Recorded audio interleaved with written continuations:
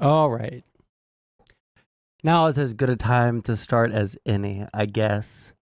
Let's see here.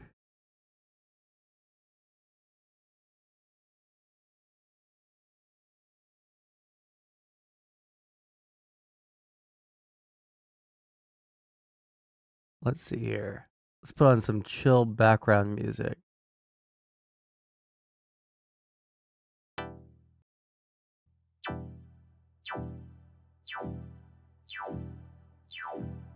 Let's see here.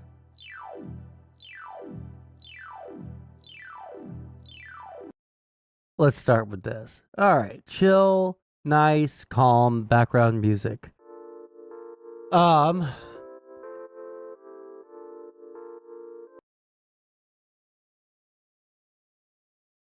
Why is my computer running so fucking slow?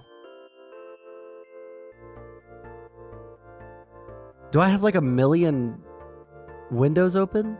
Oh, maybe I have a million windows open. I have a million windows open. That's why. And a million tabs on each of those windows. There we go.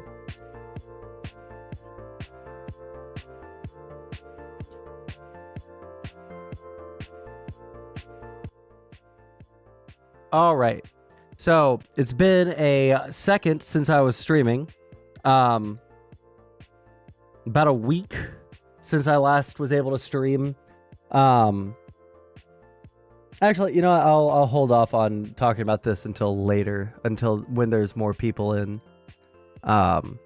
Basically, I just don't know like how often I will be able to stream for this entire month, which kind of fucking sucks because part of streaming is having a, you know, at least semi-consistent, you know, stream schedule, a semi-consistent upload schedule on YouTube. All that's really important.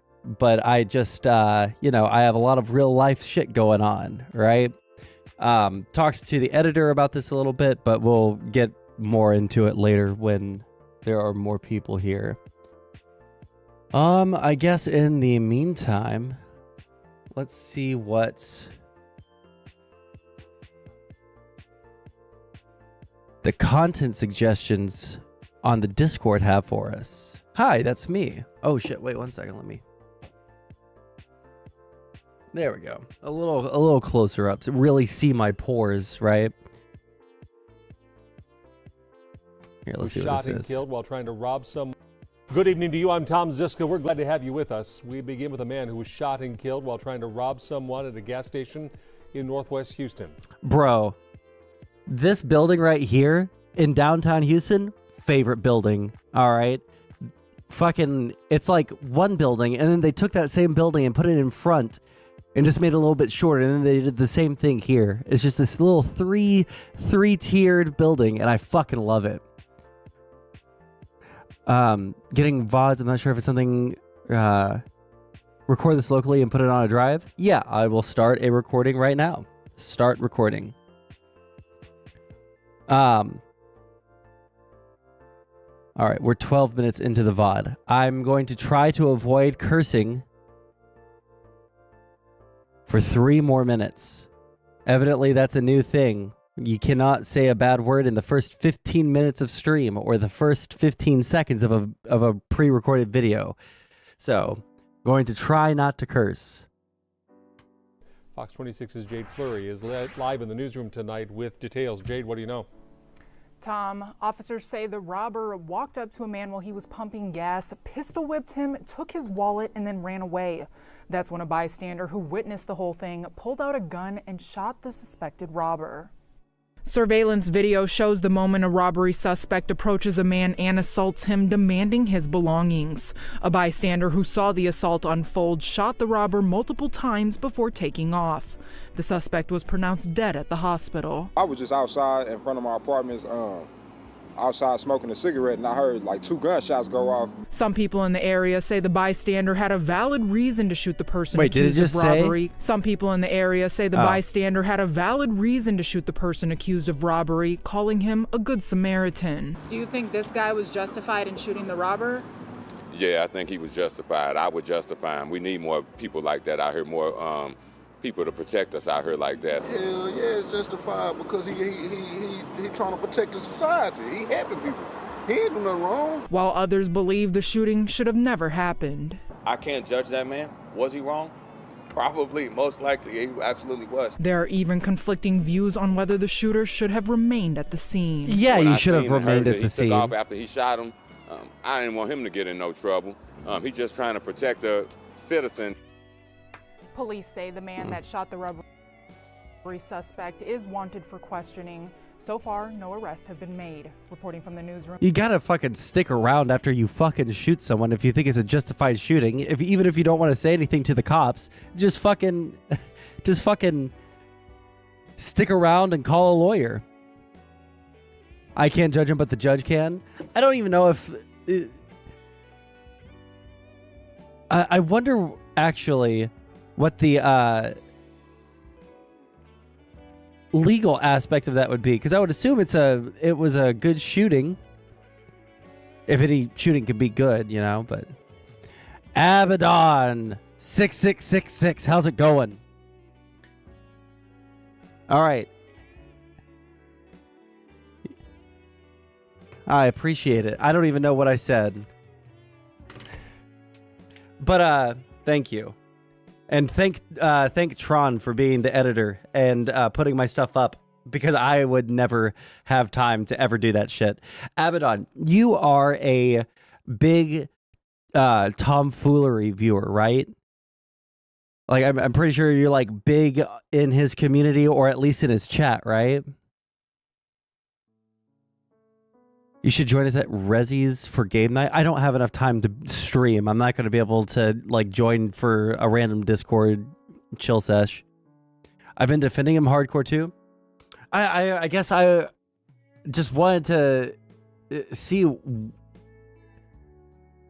what part of it is the defensible part, right? Because there's like three things. This is something that I'm starting to realize as I am, you know, starting to near the end of having to do school, as I am starting to do more IRL stuff, right? I look at these streamer dramas and I see like such obvious ways of resolving these issues, and I have no fucking clue. There are two parts, the part before he doubled down and the part after. Well, which part was the double down? I would say that there is a fundamental misunderstanding on his part of why people are angry, right? Like, her calling it sex pest for months. Yes, I understand that, and I can understand that that's annoying, right?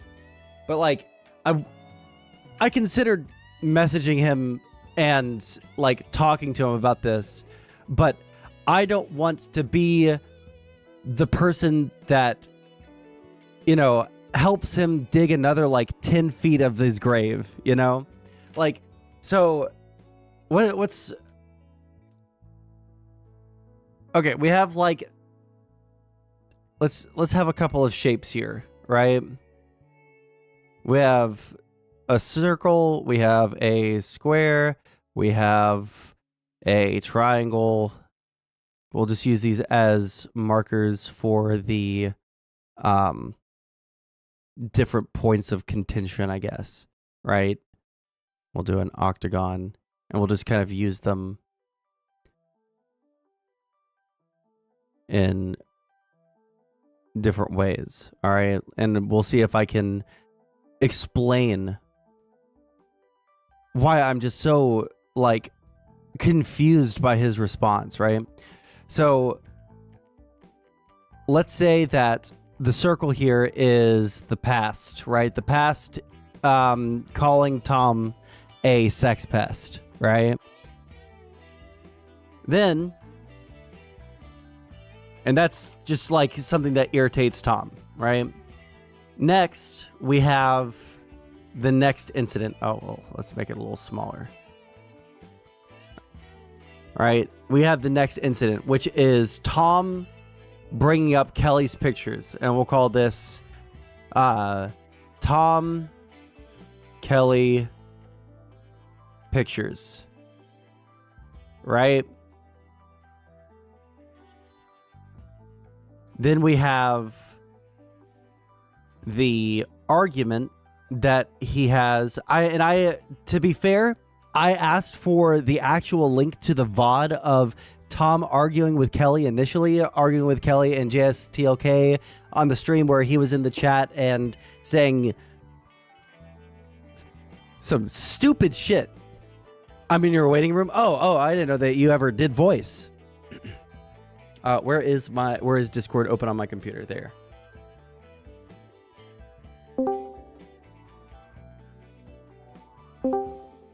Yo, you are in the Discord room.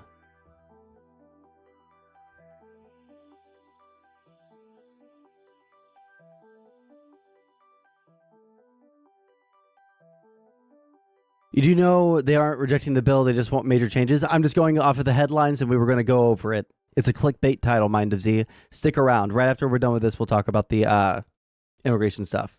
All right. Yeah, can you hear me? Am I double echo or anything like that? Nope, you're all good. Cool.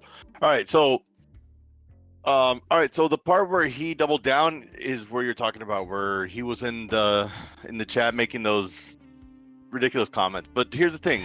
Retarded comments, okay? It wasn't just so retarded. They were so ridiculous that everybody, I mean, anybody who knows Tom knows he wasn't gonna follow through with them, and knows that he was just fucking being, what's the word I'm looking for? Ostentatious? Sure. What I'm saying, the reason I'm saying retarded is because it just makes him look bad, right? Were they funny? Yeah, they could be, right? But it is like, it's just gonna make him look bad, right? The thing is, though, he's been being called a sex pest with no proof for months, bro. JSTLK, it's not like he just did it once. Like, he's making content out of Tom over and over without proof again. And in Tom's eyes, the word sex, like in maybe your eyes and my eyes, it's not that big of a deal. But in Tom's eyes, it is. He's putting it akin to like pedophile, like somebody calling him that without any proof. And I mean, okay. I can see it from his side, but up to the point where he started making those comments, I think Tom was completely justified up until that point. And then, yeah, he shouldn't have made those comments, but I can also see why he did. He was trying to push their buttons like they were fucking pushing his. Okay, we don't like super disagree then. All right, this is where I was going with things, right? So like if you look at stream, I have the little flow chart, right, of the order of events, right? So we have the first inciting incident, right? Where he's calling him a sex pest, right? Then we have Tom showing Kelly's pictures, and then the third will make the not octagon. What's the one with 6 sides? Hexagon. Thank you. Holy shit. We'll make the hexagon comments. Well, we'll just make it one big C. All right. We have the dumbass fucking comments, and then we'll make the triangle.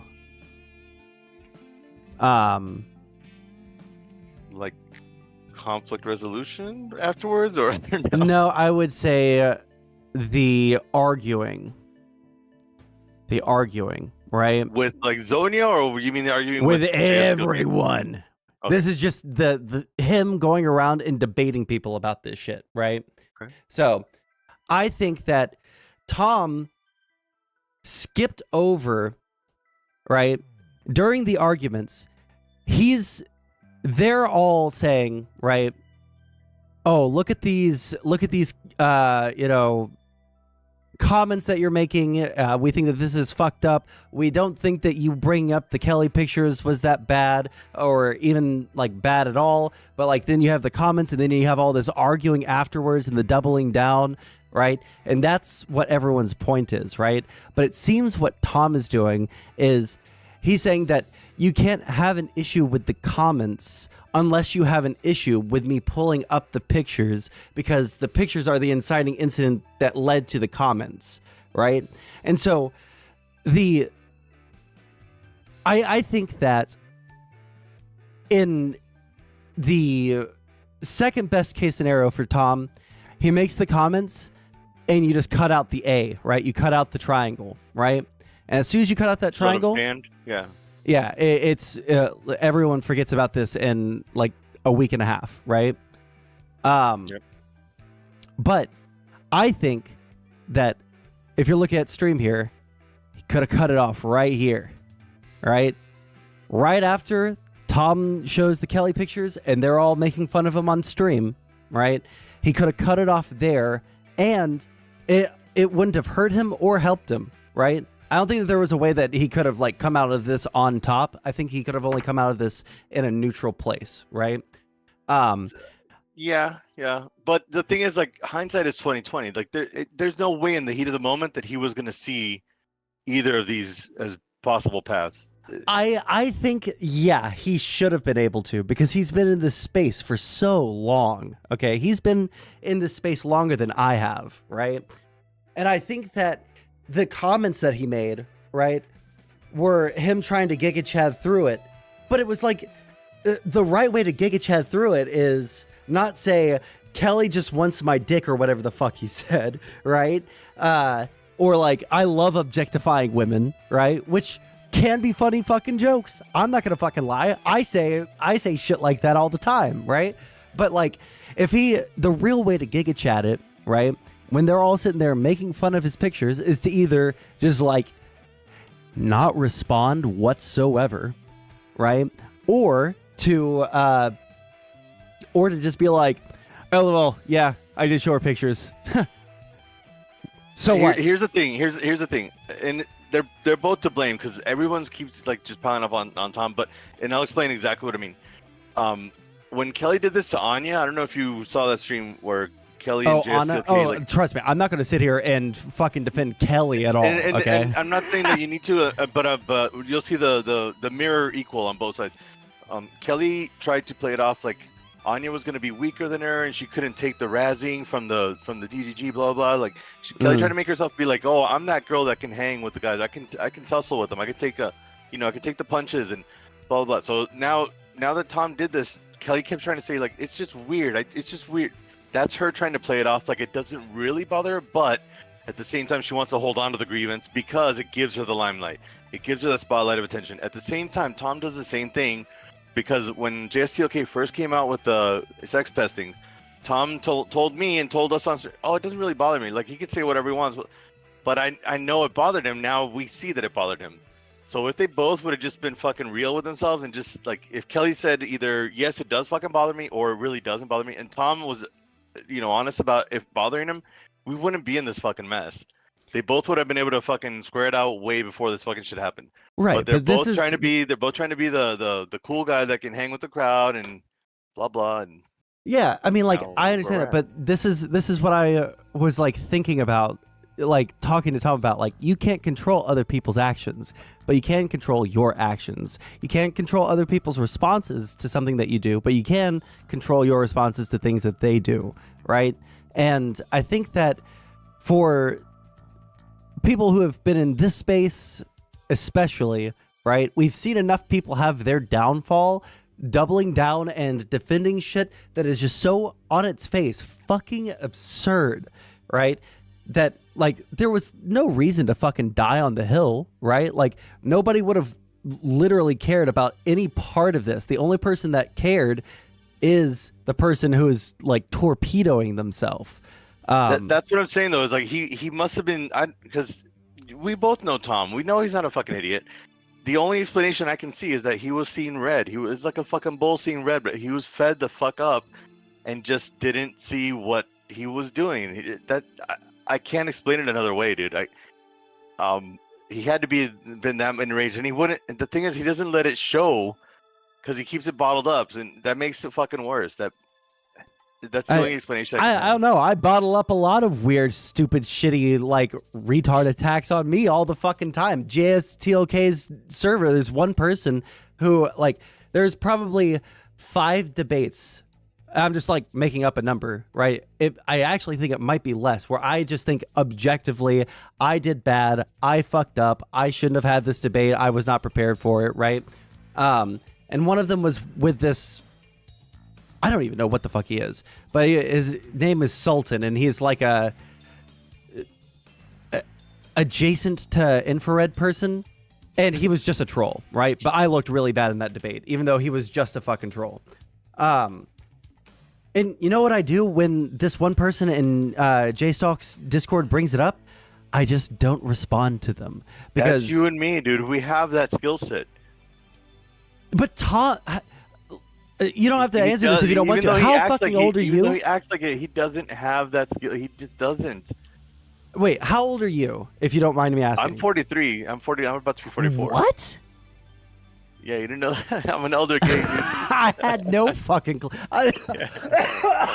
That shit actually took me by surprise. I thought you were gonna say like in your like early 30s. Okay, so like I'm 28, you're 44. Tom is probably in his I think he's 30 something. Yeah, I was gonna say like early mid 30s, right? Yeah. Like I don't think I'm a hyper mature person, right? I'm mature enough. But let me explain to you where Tom came from. He was in a religious household. Like he didn't even fucking My believe in father was a evolution until like 10 years pastor. ago. So's his, but maybe you broke free from it, or you had a less. Maybe it was less stringent, right? Yeah, that's what I'm saying. Like less restrictive than he did, because he just left Christianity this last year. So. But what does that have to do with it? It's not really an excuse, but just to put it into context, like, so like 3 years ago, Tom was still arguing for, like against evolution and for creationism and shit like that. Like, imagine going that far into your life. Like he was 30 and he was still believing in creationism and that evolution was a fucking hoax. And I wouldn't put it past him if he thought that the Earth was flat. Like, I don't know. I would be open to talk to him about this. Like, I don't, because it sounds like you have like a reasonable. There's not enough people having like actual open conversation with him. They're just people judging him. So if you wanted to like talk to him and just find out where his mindset was, or because literally even the people that were supposed to be his friends, all they're doing is casting it because it's an easy fucking pot shot right now. And I don't think that Zonia was doing that, right? I felt like yes and no. Look, I love Zonia, but she covered what he did before talking to him personally. That doesn't seem like something a friend does. Well, I didn't see that part of the VOD. All I saw was the conversation because her and Rezi and him. Yeah. And yeah, well, the night before, her and Rezi had covered the shit that Tom did. Like, they did their own little, like, video stream on it. And I'm like, maybe you should have approached him I mean, maybe I'm wrong, but if it's a friend of mine, I'm going to have a conversation with them first. Before I make content out of it. I think that that's like a, what's the word I'm looking for? Call like a game time decision, just depending on like it's very contextual, depending on what is and what isn't. Yeah, I can see that. Yeah, it's gonna be because I mean I wouldn't say I'm like friends with Tom. I don't really know the guy that well, right? But I'm friendly with him, right? I've never had any beef with him. And right? I'm not saying that you should do, but Zonia claims that she's such a strong friend of him, like her but it and felt maybe like the things that she was saying were. The kinds of things that I would be asking him, why didn't you do this, right? She was telling him... I'm not saying she was wrong on what she was saying. I'm saying she was wrong to make content of it before talking to him. Okay, but so the reason I bring up like the Zonia conversation is I feel like if I had a conversation, like I'm not going to like sit there and just passively like say like I understand where you're coming from, because like I probably do understand where he's coming from. Like at a certain point you get in so fucking deep into these fucking arguments and you're like, all right, it's fucking fight or flight mode, right? And yeah, I mean by the time that he talked to Zonia, it was just fight. There is no flight at that point. You can't back down at that point. But like I don't feel like Tom wants, or he didn't want to at that point, and I don't know if he at this point wants to hear, hey, why did you do it this way? Why didn't you do this? There's no way to find out unless you grill him again. And look, time has passed. A couple days have passed. He might be more receptive to it. You might come at it a different angle. Your delivery might be different. There's so many different variables that might affect how he responds or how he accepts it or takes things, right? Yeah. Well, do you know if he usually streams on Tuesday or what day is it today? Normally it's just he's just random. I did tell him to lay low for a day or two, and then after the Vosh thing came out, I was like, look, if you just like chill for a little bit, it's gonna be forgotten. Eventually, people will get over it, and if people like Vosh keep making mistakes like this, it'll be faster. and oh, are you talking about the? Yeah, I need to look at that. I need to understand what the fuck happened because I saw some grainy images on Twitter while I was at work today, and that was yeah, no, I was passing it around because I got it like really, really early, and I was passing it around to everybody. That's funny as fuck. All right, buddy. Well, if I see Tom go live today, then I'll shoot him a message. I don't want to. I don't want to like sit here and just like, curb stomp. The guy that's already biting the curb. I hear you, and I'm not telling you to take it easy on him. I'm not telling you. Of course. You. I'm just tired of everybody who's like completely one-siding the thing without like at all trying to put themselves in his shoes. That's all I'm asking. Oh no, here's like the real take. Jay Stalk and Kelly and them were mogging him for being a coon-brained, whatever the fuck, for bringing up people's pictures on fucking stream, right? Like I saw the clips of those, right? And I'm sorry. It's a little fucking funny. It's a little bit fucking funny, right? And he could have run with that and gotten away with it. He could have just been like, yeah, I'm a big fucking coomer. I like to coom while I'm on stream. You don't see where both my hands are while I'm scrolling through those pictures, all right? He could have fucking done that shit, but he didn't. Instead, he's like, give me a normative reason. Give me a normative reason why what I did was wrong. And it's like, bringing normativity into this is the least normal thing that you can do, right? If you do get your hands on the J-Stock video or the one where he's trying to argue with, you'll also notice one last thing that I'll mention here. Yeah. Tom comes on to defend himself mostly against J-Stock for the sex pest bullshit. Yeah, he did say that. I wanted to see that. Kelly's stance is like, it's just weird. I didn't say anything else. It's just weird. It makes me feel weird. So she's like downplaying it. And then when Tom goes to like attack Jay Stilk for whatever the fuck, Kelly will focus back on her. She'll like pull him back in, and I'm like, dude, let him argue with Jay Stilk, who that's who he actually has the beef with. But she keeps bringing it back to her, even though she's quote unquote just weirded out. And I'm like, this girl wants to like have it both ways. It's not cool. They don't let him. Yeah, listen, I can't fucking stand Kelly. All right, I don't think that she like. I don't know if she did anything like horrible in this because I didn't get to see that first conversation. She really didn't, except for not letting him defend himself to Jay Stalk, honestly. Gotcha. Yeah, like I can't stand the like passive, like little snide comments, and then when someone's like, "Hey, why'd you say this?" and it's a summary of what she said. If it's not literally word for word quote, she's like, "I didn't say that." That shit fucking bugs the shit out of me. Dude, Destiny has her nailed to fucking rights with that shit. He can just pick it out at any Yeah, when he was going in on her, I was like, "This is a perfect way to like summarize why I hate people like Lav, why I hate people like Kelly." Right? It's just so fucking irritating when everybody knows exactly what you're saying, but you're pretending like you didn't say it. Anyways, all right. Well, if I see Tom go live, I'll shoot him a message, and we'll go over it more then. But if he doesn't, then we'll chill on it. We'll let it ice for a while. Cool. Let me know if you need any details on the Vosh thing. But yeah, I mean, like if you want to send me something to go over, feel free, man. I just have the screenshots that you already saw, unless you didn't get a good view of them. I mean, like, I didn't have a chance to like actually look at them. So yes, is it shoot cool me to those. post them in your Discord or send them to you directly, or what? Yeah, send it to me directly because I don't know how lewd they actually are. I'll send it right now. Cool. I'm jumping off. All right, catch you later, buddy. Yep.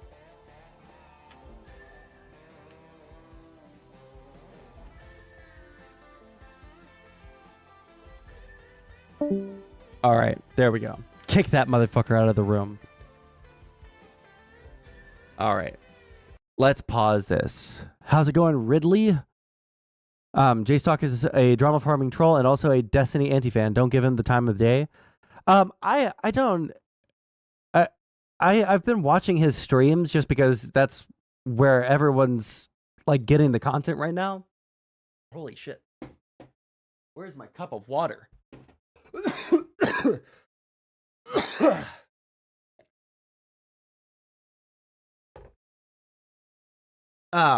So I've been watching his streams and they are just like pure fucking drama, stupid shit. But yeah, I think it's fine. He's not as fucking deranged as, you know, other people who are anti-Destiny fans or drama trolls or anything like that. I think he strikes probably the cleanest balance of the drama farmers, you know. Let's see here. Oh, let me see what Tron was saying here. I had a friend who had spent 8 years in jail for homicide. He was walking home late one night and a homeless person attacked him and he punched the homeless dude and then walked home. The next day he sees the homeless dude is dead, so he goes to the police to say, yeah, I was the only, I only punched him, and because he didn't make every single effort possible to run away from the homeless dude, he was reckless homicide. That's gay as fuck. I'm pretty sure Tom is a little retarded. On this one, he's a little retarded because of his reaction to everything. Again, like I don't have anything against Tom. I think that like I enjoy engaging in spicy chat and in JStalk's Discord as much as the next person, right? I like shitting on people as much as the next person does, right? But I can tell when people are like, especially going in on specific people all the fucking time, right? Like spicy chat goes in on Tom all the fucking time. Spicy chat goes in on a lot of people all the fucking time. But you know, like you just have to roll with it and deal with it. And as long as you're not fucking with them back or, you know, giving them reasons to hate you more, they'll probably just like laugh at you and then move on, right? Yeah, they're going on Stardust and stuff, right? Also, okay, I don't know what Stardust's whole involvement in the Tom stuff was. That shit was fucking retarded when she was in the call with Zonia and Tom, and she just kept on trying to like jump in with some like dumb little memes. Not the time or place, Star. All right, love you to death, Star. But holy shit, you need to know the time and place to talk about your dad's dick, okay? Like, Jesus, all right. Easier after a while, but some people take it different. Yeah, I mean, like, I'm pretty sure the first couple of times that they started ragging on me in Spicy Chat, I was pretty upset about it. But, like, just, I don't know, just learn not to care, you know? In the middle of the melee was comedy. It's comedy. I don't know if it's laughing at the comedy of it or laughing at the fact that she's trying to insert herself into the conversation by screaming "Coom time." It was funny. I don't think it was funny for the reasons that she thought it was, but again, like I don't have like much hate in my heart for all these people, but also like I think that it might be possible that I'm aging out of the drama stuff that goes on, right? The drama stuff that goes on, when I see this drama happening, it's just mind-boggling to me because I look at it happening and it's either really fucking boring, stupid, nothing drama that nothing needs to, it didn't need to be talked about in the first place, and everyone's reaction to it is so fucking over the top that it's like, I don't know why any of you guys care. Is the content so bad, or is this just the way that it always was and I used to like revel in it too? I can't fucking tell. But like also I feel like I'm not the most clever man in the world. I don't consider myself like a super fucking genius. I'm not like a huge gamer that grew up on fucking Modern Warfare 2, you know, lobbies and shit. And I don't know how to shit talk with the best of them, right? But like I could probably hold my own, and you just got to know when to cast a stone and when to just like Giga Chad, right? Like if you watch here's a great example. When Wes BTW, right, was on J-Stalk's stream. Bro, they were calling him fat ass. They were calling him obese. They were calling him little dick. They were saying, how the fuck do you have sex with all of these whores when, like, you can't even see your dick, right? And he's like rolling with it. He's like, yeah, it's not long. It's thick as fuck though, right? Like you just gotta learn how to roll with some punches every once in a while. And it feels like the dramas that have happened recently are almost exclusively people doing something very mild that people, you know, poke them for. And then they try to debate bro their way out of a gentle fucking jab. And if you were just fucking normal, if you were just fucking normal about it, it would just go away and no one would fucking care. That's the thing though, Wes ain't gonna give a fuck like I wouldn't give a fuck. Yeah. I don't know. Maybe I just care less about the space. Maybe I care less about the drama. Maybe I'm just becoming a more mature person. But most of the dramas I see happening nowadays, especially the ones that are like, that end up ruining someone's career. It's like, why? How the fuck did you let such a stupid, retard, dumb little thing axe your entire reputation? How did you let this get to this level when there were like 40 off ramps, right? You're driving down the highway to hell and there are all of these exit ramps and you just put that shit, you kick that shit into fucking fifth gear, you fucking floor it, you rip out the brakes and you just start screeching all the way down to the ninth circle. It's unreal to me, right? If Tom and Keller were the only ones involved, it would have been 100% different. Yeah, of course it would. But they weren't. And Tom should have taken that into consideration is all I'm saying, right? I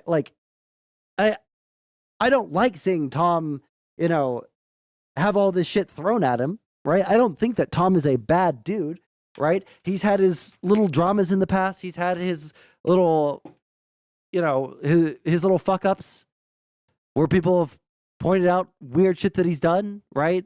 Like there's the Reddit account stuff, right? But the Reddit stuff wouldn't have happened if he could have just like not cared what people were saying about his stream, you know? In the end, Tom, he could I think that he looks really bad now. Everyone will forget about this in a month. Well, I say everyone, like the people that like to mog him over and over and over will obviously still remember. But for the most part, this will blow over in a month. Unless he totally lacks the self-control that an adult should have and stops trying to debate people on it. Right?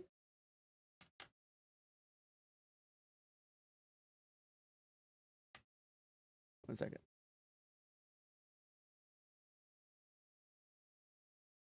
Okay, I got your message, Abaddon, for the Vosh stuff. We will look at this. Actually, can I even like show this on stream? But yeah. If Tom gets to be more like, I don't give a fuck what people think, he can get through all of this. And honestly, he should stop giving a fuck. Oh, you can't? Yeah, I gotcha. Anyways, yeah, that's like my take so far on the Tom stuff. If someone has a link or a clip of him going into the initial conversation with him and Kelly and J-Stalk and whoever else was in the call, I'd like to see that because I've asked 3 different Discords and they all send me to the same VOD that is not the one where they argue. So, yeah. Oh, thank you, Abby. Anyways, let's see here. In the meantime, we can do... And the ongoing GOP dysfunction. We can do some sort of like political content because that's what I'm supposed to be, a political streamer, right?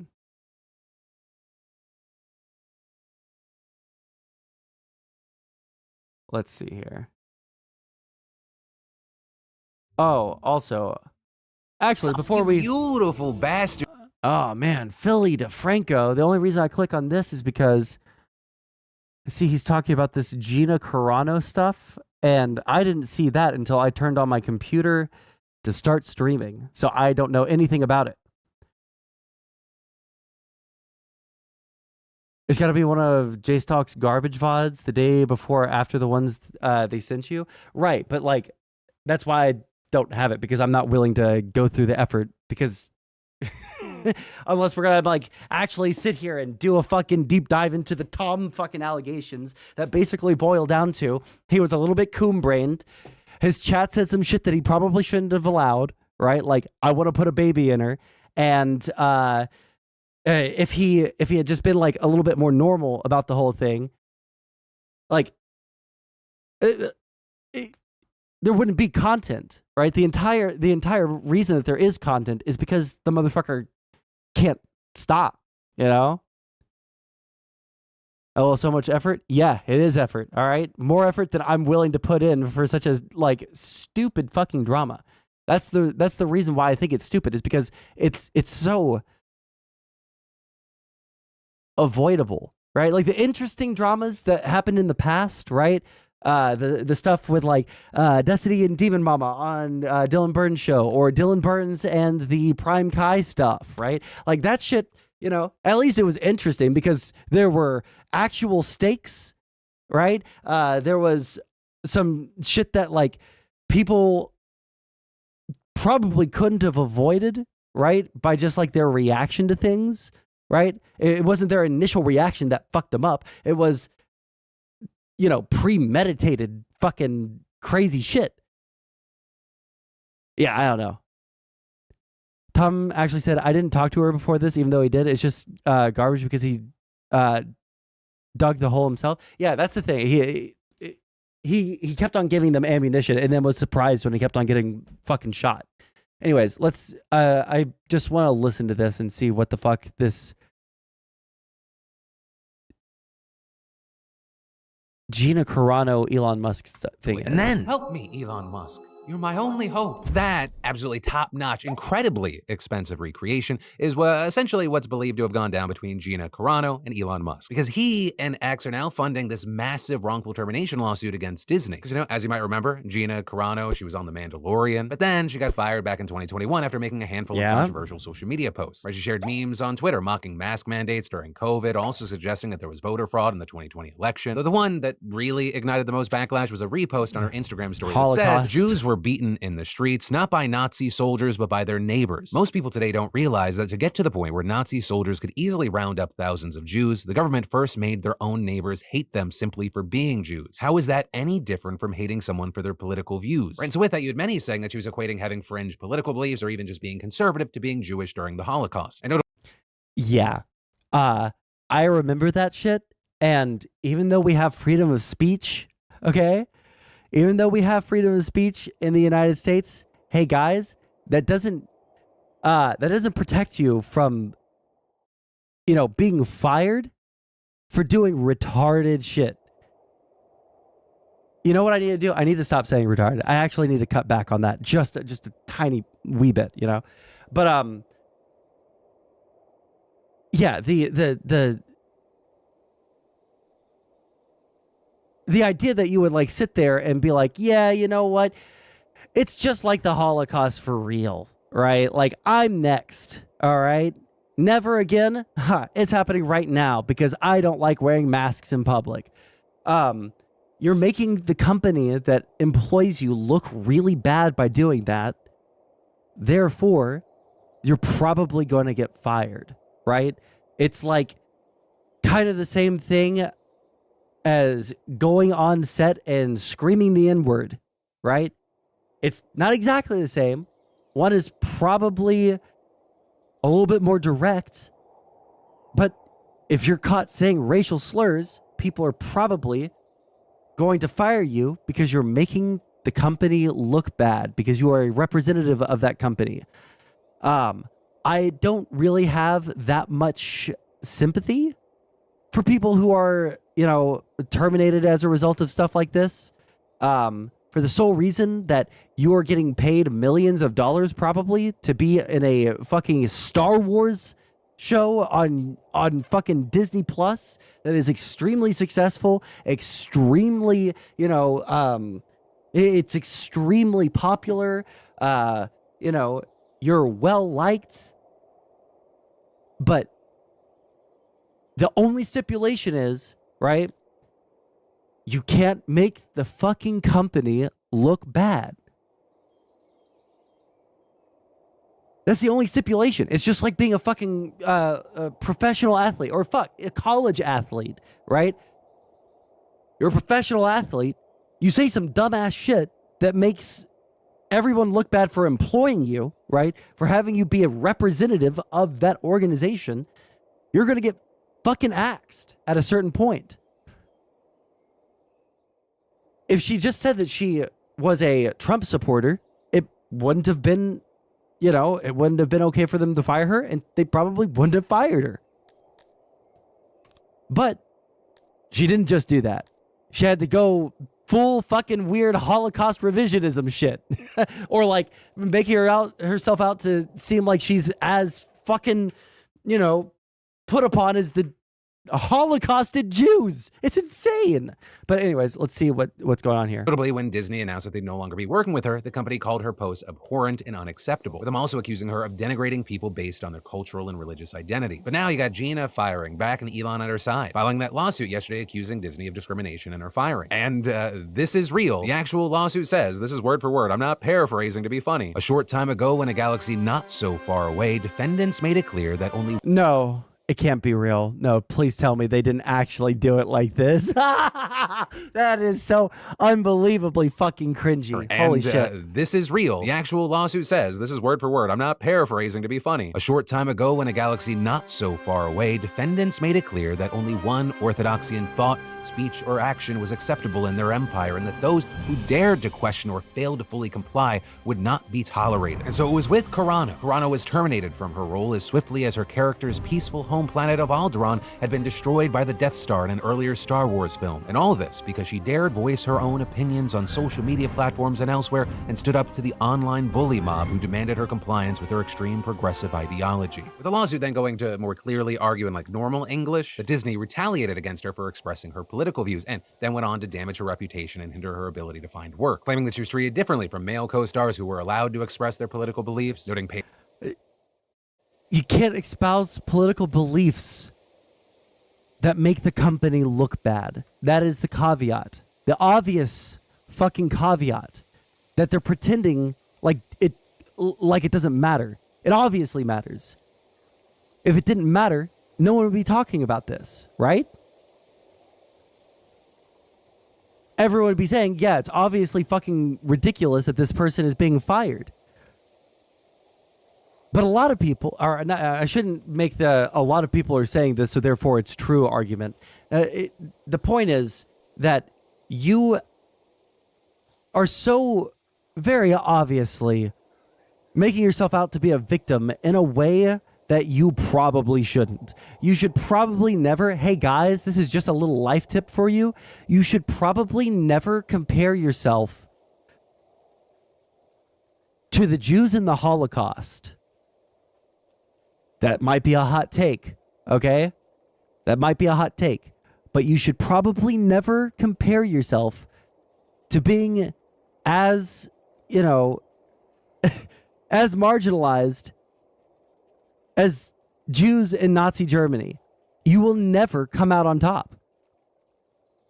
You will never come out on top. Right? If these guys were saying that we should be assaulting police officers and shit like that, I guarantee you, without any caveats or anything like that, they said anything extreme like that, they would also be fired. Even though, that's like a left-wing, meme, like, oh, I don't like cops, right? Even though that's a left-wing meme, they probably still would be fired. It has nothing to do with it being a left-right issue. It is a, you're making us look fucking terrible for being associated with you. And all you have to do is not make us look terrible for associating with you. And we can totally continue, working together. But she made that impossible. My granddad was Jewish, and he had relatives who died in the Holocaust. And I was like 4 when I watched him slap a man across the face for talking about how the Holocaust was justified. Based? I can't even imagine. I can't imagine someone saying that shit in front of me. And I didn't have any relatives in the Holocaust. Like, it's just like so buck wild. Anyways, let's moving on. Pedro Pascal has been vocal in support of Black Lives Matter, LGBTQ plus rights, and more. Also referring to one post from 2017 where he suggested Trump is a Nazi sympathizer. And so with all this, she's asking to be recast and to receive damages of at least $75,000. But Gina also then furthered it. Let me think about that one. Let me think about that double standard. Is comparing Trump to Hitler the same as making yourself out to be some kind of, I don't know, major... Wait, people are trapped and cut off from the throne. Oh, no.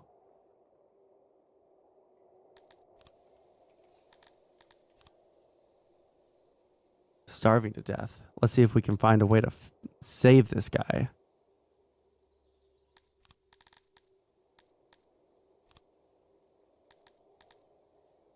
Grand ceiling.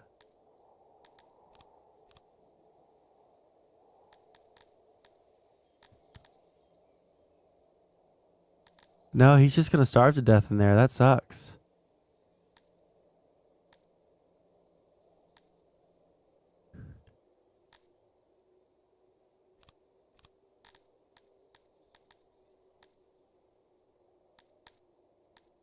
Bro.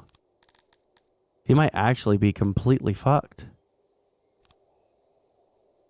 Oh no, bro. You're gonna starve in there. I'm just gonna ignore it until he's dead. Because otherwise I'm gonna feel guilty. Alright.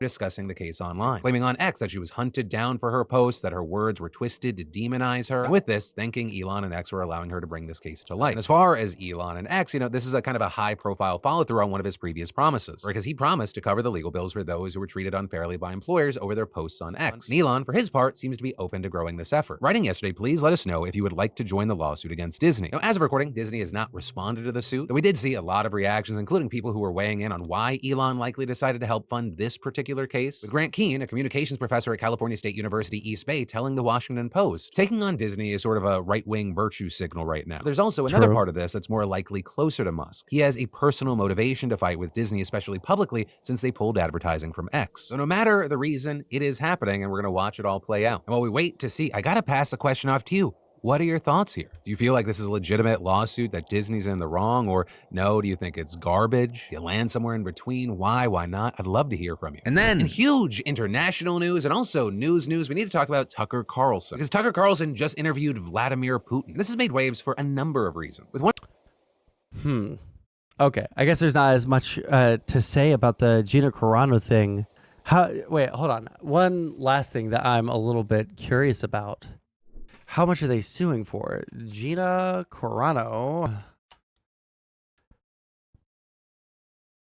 Let's see. Find one that's going to not give me a paywall. Let's see here. Does it say...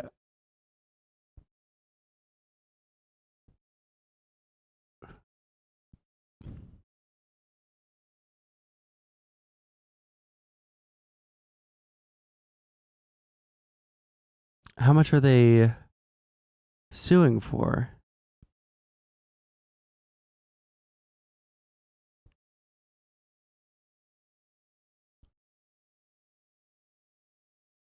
Let's see if any...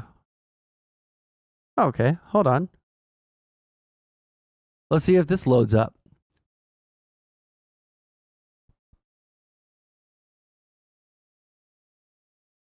Well, there we go.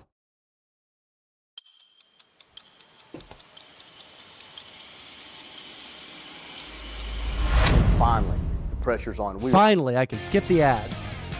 Walt Disney famously said, if you can dream it, you can do it. For over a century now, Disney's used dreams and ideas to entertain us. Everyone, from the most liberal family in California to the most conservative family in Wyoming. Disney never discriminated until now. 3 years ago, actress Gina Carano was fired from Disney. Why? For speaking her mind. For making the company look bad. For making the company look bad. That's the only reason.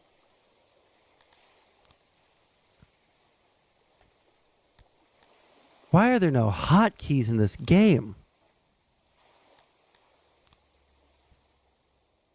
Okay.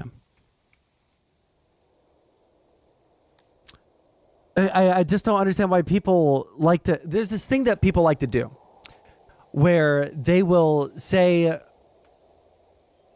They'll look at something that happened and they'll say... what's the best way to explain this? It's like when Trump and his buddies are talking, right? And everyone will explain, oh, well, Trump obviously was trying to subvert the election. Trump was obviously, he was, calling into question all these things that were baseless, yada, yada, yada, right?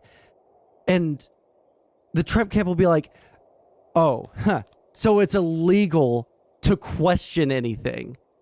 No, motherfucker. It's illegal to try to overturn the election. It's not the freedom of speech aspect of this that people are talking about. And for you to boil it down to that is so unbelievably fucking stupid.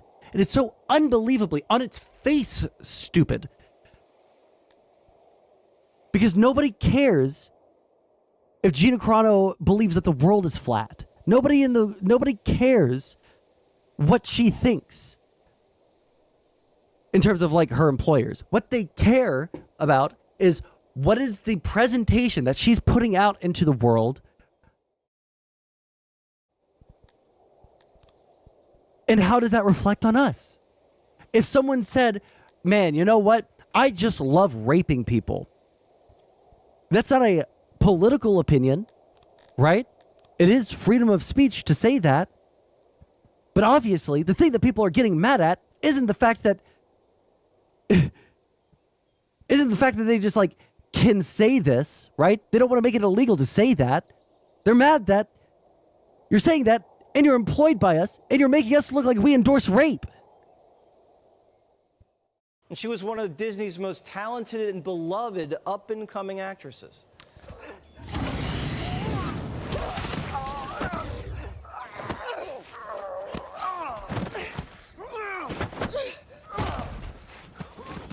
Yeah, knock him down.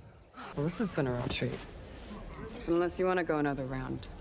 One of us is going to have to move on, and I was here first. Now, what you saw on the big screens, what you got in real life. Carano's never been afraid of anything.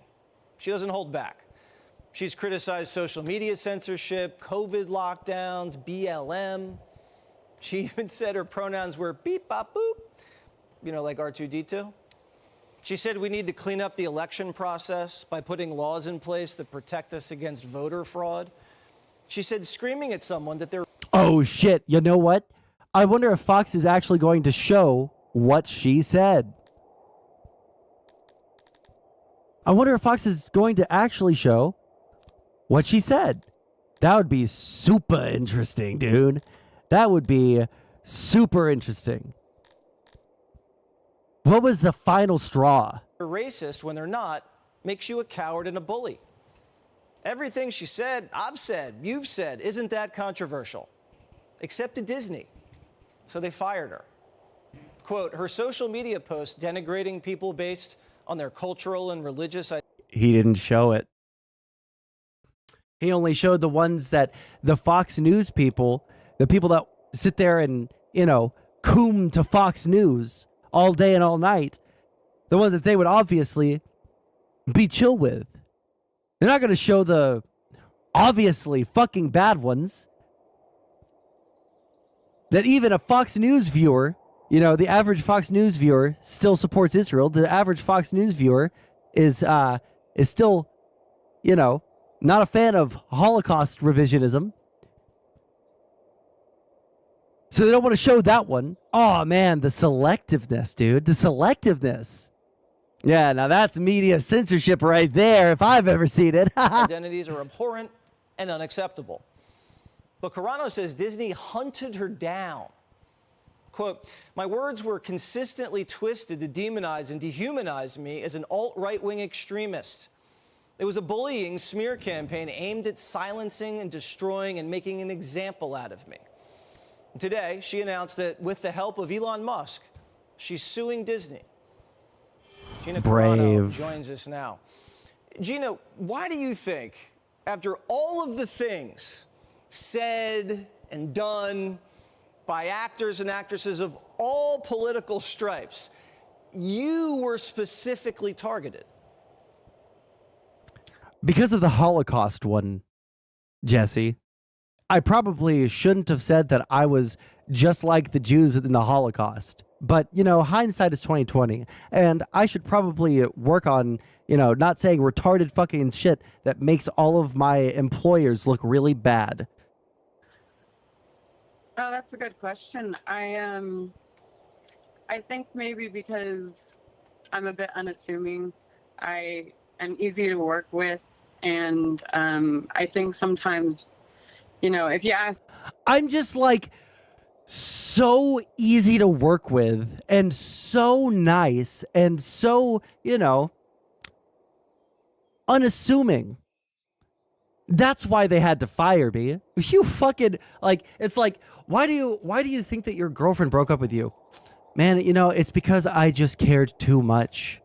You know, I just cared too much about her, and she couldn't handle how much I cared about her. And the reality of the situation is, bro, you were like ultra fucking weirdly clingy, and you showed up outside of her work, and that made her very uncomfortable. Right? Like,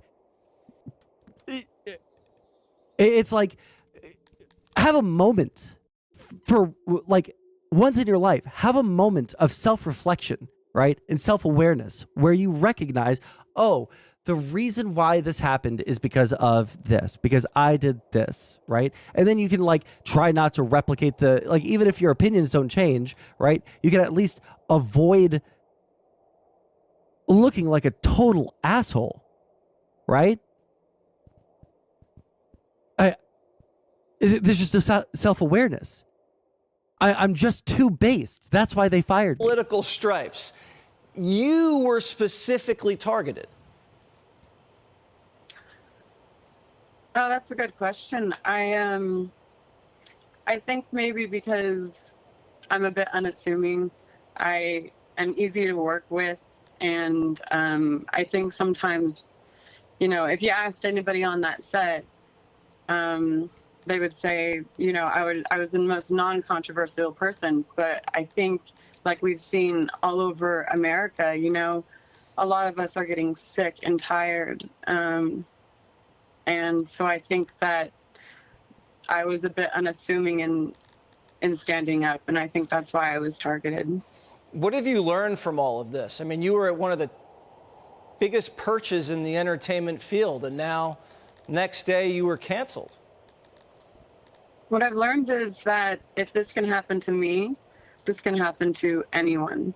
I'm easy to work with, and I am passionate about what we do. I'm always excited to be on set. I even worked with them as much as I possibly could to resolve any issues that they had. But, you know, eventually you have a line, and, you know, when that line gets crossed, you just have to say, enough is enough. And if I look back on what if I would have caved and I would have done something that disrespected myself, then I wouldn't be doing any favors to the next generation, to my nieces, to your children, you know. And I felt like since I didn't have any children, I was a person that could stand up and say some things. And the things that I said were so gentle. They weren't aggressive. They were never with ill intent.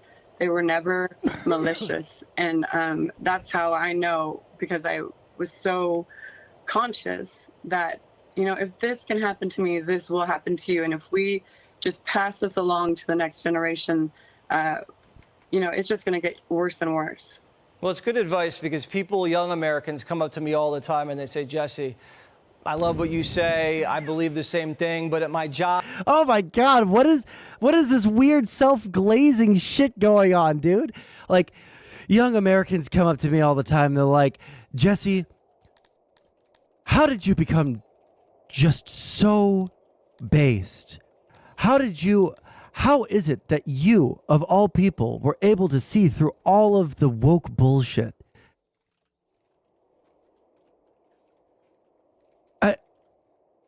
I legit think that this is just a unbelievably huge lack of self-awareness. Like, that's got to be it, right?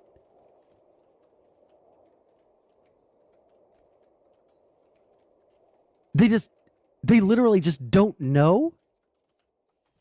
But how could you not, right? How could you not know? 1 second. Let me just make this symmetrical.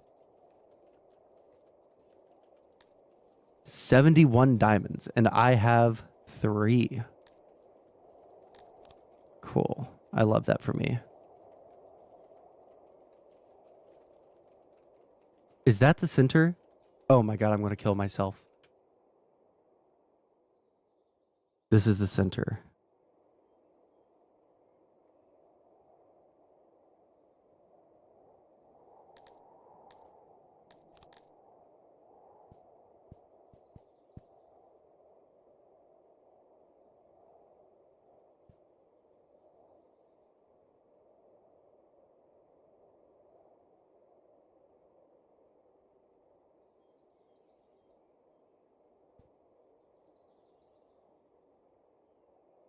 Am I having a stroke?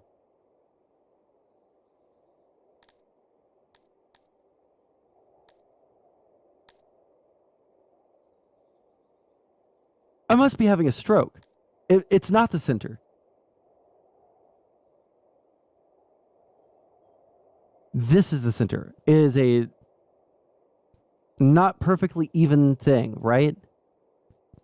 Yes. Okay. Holy shit. I actually thought that I was having a fucking, like, stroke for a second. Holy fuck. Okay, let's keep going. Or my college, I can't really say that because I'll get in trouble. What do? It's very hard to navigate. Also, I fucking hate the like soy, oh, well, I just can't say anything or I'll get in trouble. Bro, you know as much as the next person. Wait. Why is that happening? I hate this fucking game. You know as much as the next person that this has literally goddamn nothing to do with just like being slightly wrong about something or saying something like, because I'll get in trouble. What do? It's very... I can't say this because I'll get in trouble. You know it has nothing to do like, oh, I just can't speak or I'll get in trouble, right? You have to know that because the entire reason why there's trouble... Okay, I'm sorry. I'm going to stop playing the game. It's like actually triggering me how fucking stupid this shit is, right? Okay. Everyone has a line. What am I building? I'm building a courthouse, and I'm trying to make it symmetrical, and I need to stop. Okay. Back what I missed. You missed me waffling on speaking. Okay? This is what it is. All right? Everybody gets mad about things that people say always. That is always going to happen. It will always happen for the rest of time. Everybody has their fucking limits. Conservatives have their limits.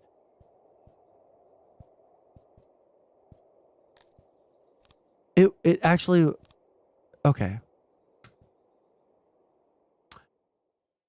Everyone has their limits. Conservatives, what do they get mad about? You know, if you say that you don't love America, right, that can get you canceled on the right, right? If you hate America, like unironically. You just hate America, right? Not just the current government with Joe Biden, but you just like, hate America. Or if you say some bad shit about the vets, right? The right will cancel each other like fucking crazy because of things that people say. So they have to walk lightly, right? Look at the fucking situation in the Senate, in the House right now over the immigration bill, right? There are people that want to sign it into law, but they don't want to go against Trump, right? There are people that are in the Republican Party that don't want to support Trump, but feel like they must, because if they say anything bad about the guy, then they will lose re-election. They will, in effect, be canceled. So this happens on the right, too, but they're just pretending that only left-wingers do this. Right-wingers do it, too. You just don't like it when it happens to people on your side. When this is just the fucking way of the world. You don't get to fucking say crazy fucking shit that makes your employer look goddamn, like, crazy bad just because we have freedom of speech. No one would ever accept that. No one would ever want to employ someone that is that fucking unhinged to compare themselves to Jews in the Holocaust. Very hard to navigate this. Orange man. Yeah, I mean, you say orange man, right? But like, on the left, if you don't say orange man bad, then you could get canceled. On the right, if you don't say orange man is good, then you could get canceled. Everyone gets mad at words. Literally everyone does. But for some reason, conservatives think that only they can get in trouble for speaking. And it's just this unbelievable fucking victim complex. I'm not like you, snowflake. I don't get offended by words that people say. Words can't hurt me. And yet, here we are. And yet, here we are in the real world for a brief fucking moment. Why is it doing this?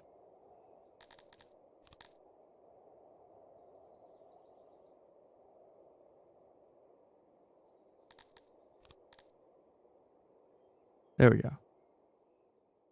Let's just do it like this. Crazy world that we live in. So, you know, I guess your story is very inspiring to a lot of people, Gina.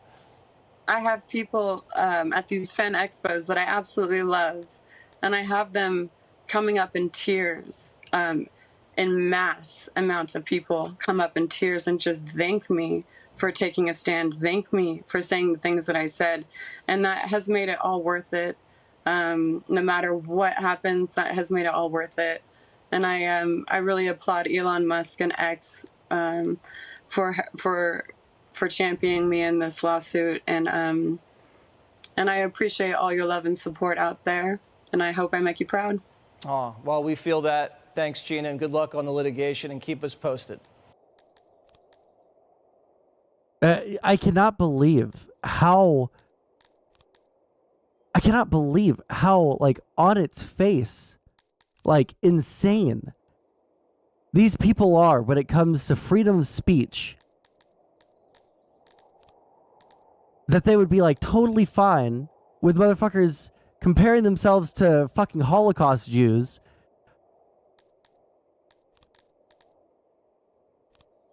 And then pretend like they don't fucking understand why people are upset.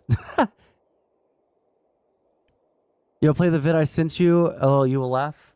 Yeah, okay. Squidward gets canceled. Okay. It doesn't say any N-words, right? It doesn't say any slurs. Why? Gas prices Show up on this window, please. Thank you. Gas prices sure are high right now. I better bike to my 3 jobs. Look, Patrick, a sissy libtard. He's probably on his way to get offended and can't. Please, Berto, for the love of God, tell me it's not a 6-minute video of still frames. Okay, we'll watch a little bit. Okay.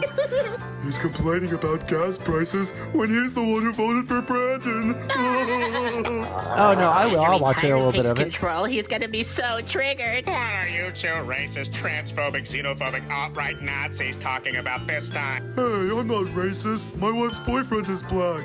This is our secret doomsday bunker. The West is falling, Squidward. Don't you two incels watch Rick and Morty? Nothing matters. This is all a fucking chemical reaction, you fucking fucks. Nigga, let me in. I'm trying to social distance. There's a new variant out. Are you two chuds even vaxxed? Vaccines are how the Democrats control you, Squidward. Uh-huh. And who told you that? Trump himself told us via telepathic communication. I've had it with you stupid fucking chuds. Oh, okay. I can't take it anymore. It is making fun of both sides. And it is funny. But I couldn't watch that. I couldn't watch that off stream. Okay. the fucking YouTube poop stuff is just it's man, that's some like 2012 shit, dude. Okay. It is funny though. Freedom of speech isn't freedom from consequences. The more you know. Yeah, seriously. Uh-oh. Are they actually debating about Pokemon in here? Cringe. Okay, let's look. Let's keep going through the content suggestions. There's a lot of them. So good it makes you cough. Very true. Let me see here. Spineless Biden compromises with traitorous Republicans. Hear about this Biden guy? I sure have, Bosch. Okay.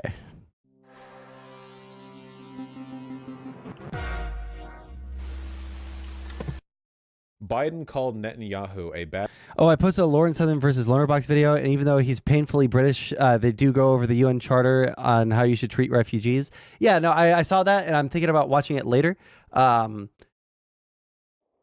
not offended by Scottish accents, unless they're like, you know, incomprehensible Scottish accents. I am offended by, you know, the really dumb sounding fucking Kelly Jean British accents. Okay, those offend the fuck out of me. But we'll probably look at that. I like Lonerbox. He's a pretty reasonable guy. Bad guy, as Warren Gaza costume voters report, and the White House denies this. I believe this happened though because we do have on the record evidence of basically every previous U.S. president hating Netanyahu. You know. Clinton, Obama, I think it was even Bush Jr. as well, right? Nobody likes Netanyahu because he's a freak and he doesn't even pretend to work in line with U.S. interests. So I'll believe he said it, but of course the White House will deny it because they're cowards. This is so disappointing, man. So if you'll recall, there was a battle down in Texas where the Texas National Guard was putting up razor wire so they could drown and lacerate Mexican babies. And the federal government tried to intercede and say, hey, please don't lacerate and drown Mexican babies. To which the Texas National Guard denied them entry, just said, you can't come here. It went to the Supreme Court. The Supreme Court gave Biden permission, said, yeah, you have the right to go tear down that fencing. As you've said, you can go in there. And rather than comply with the Supreme Court order, the Texas National Guard under Governor Greg Abbott continued to put up more fencing and disallow. Well, to be super fair and also balanced, you know, as the meme goes, my understanding is that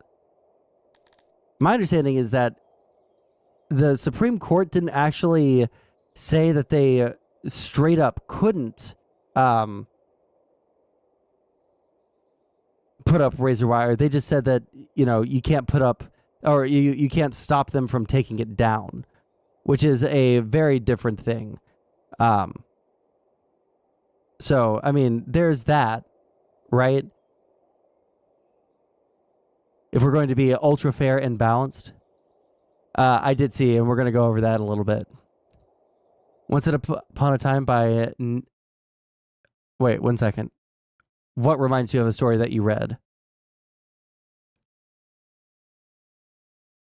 The entry of the federal officers. And what did Biden do with this unironic, actually like seditious behavior? He kowtowed. Biden didn't push it and immediately started pivoting to a bipartisan deal on border reform, pushing for more conservative. They pushed for border control. Why, Vosh?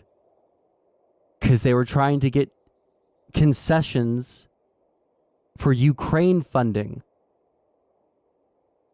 Why are you pretending like you don't understand this? You do understand this. You know this.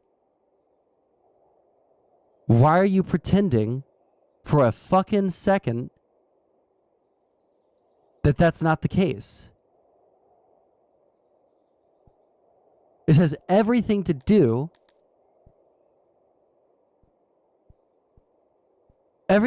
with trying to find something that both sides can agree on so that they can actually, get some funding through the House and the Senate. Everything to do with that and nothing to do with what the fuck you're talking about.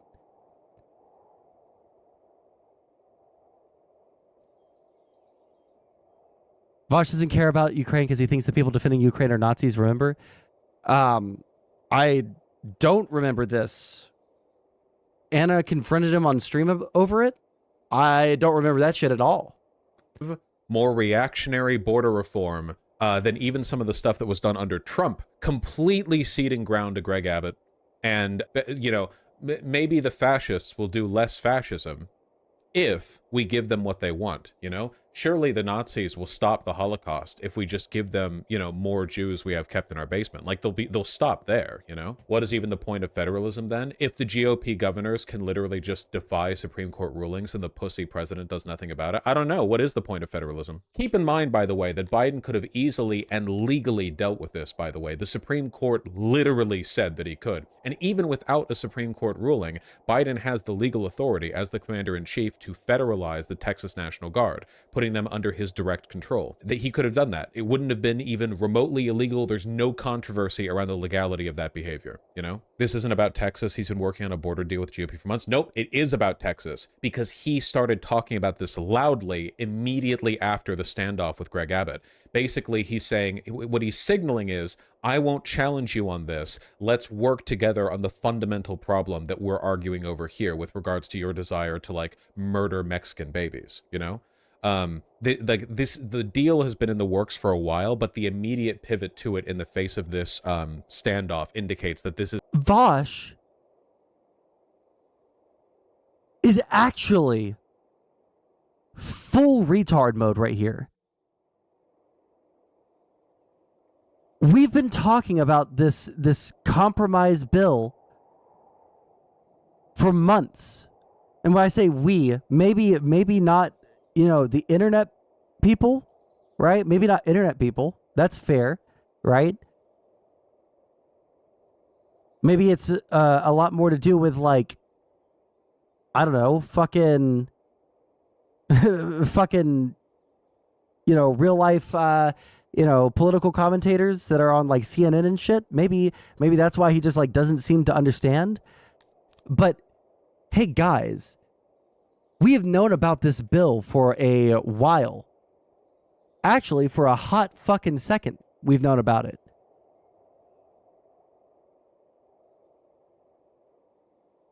Oh my gosh.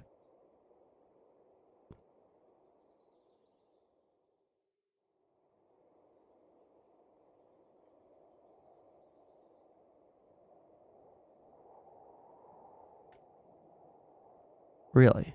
Okay.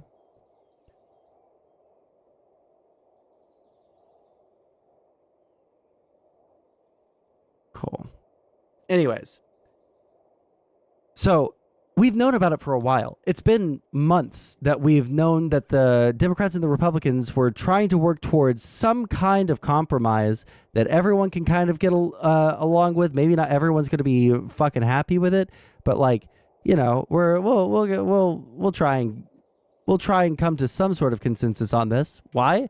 Because both sides want something here. Both sides definitely want something here.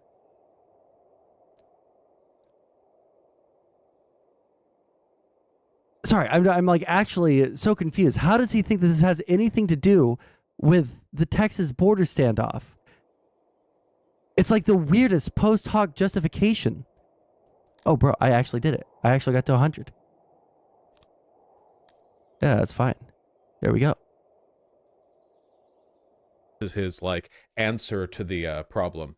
Like I said, liberal abstemiousness and cowardice is going to cost us everything. Liberals' unwillingness to act in their like we got an unexpected left-leaning Supreme Court ruling. A 6-3 conservative court ruled 5-4 in favor of the federal government's right to tear down border fencing laced with razor wire. But instead we're getting this appeasement bullshit. Statement from President Joe Biden on bipartisan Senate National Security Agreement. For too long, going back decades, the immigration system has been broken. It's time to fix it. That's why over 2 months I instructed members of my administration to work with a bipartisan group of senators. I love bipartisanship when one half of the constructed political environment is like overtly fascist and anti-democratic. I love still signaling bipartisanship when in one of the Republican primary debates, they were bragging about how much they want to invade Mexico, you know? Vosh, you're so completely wrong, lol. This is a power play to show the American people Republicans aren't really bothered about immigration. Your take is the Republicans' take. No, you are so,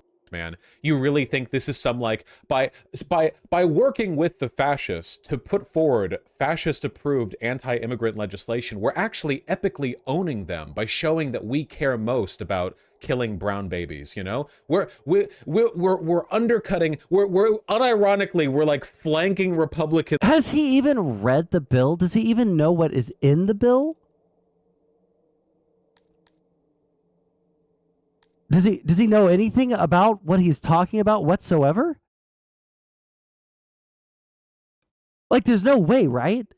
There's like actually no conceivable way that you can. Why is it so dark? Why can I not see anything on my fucking screen?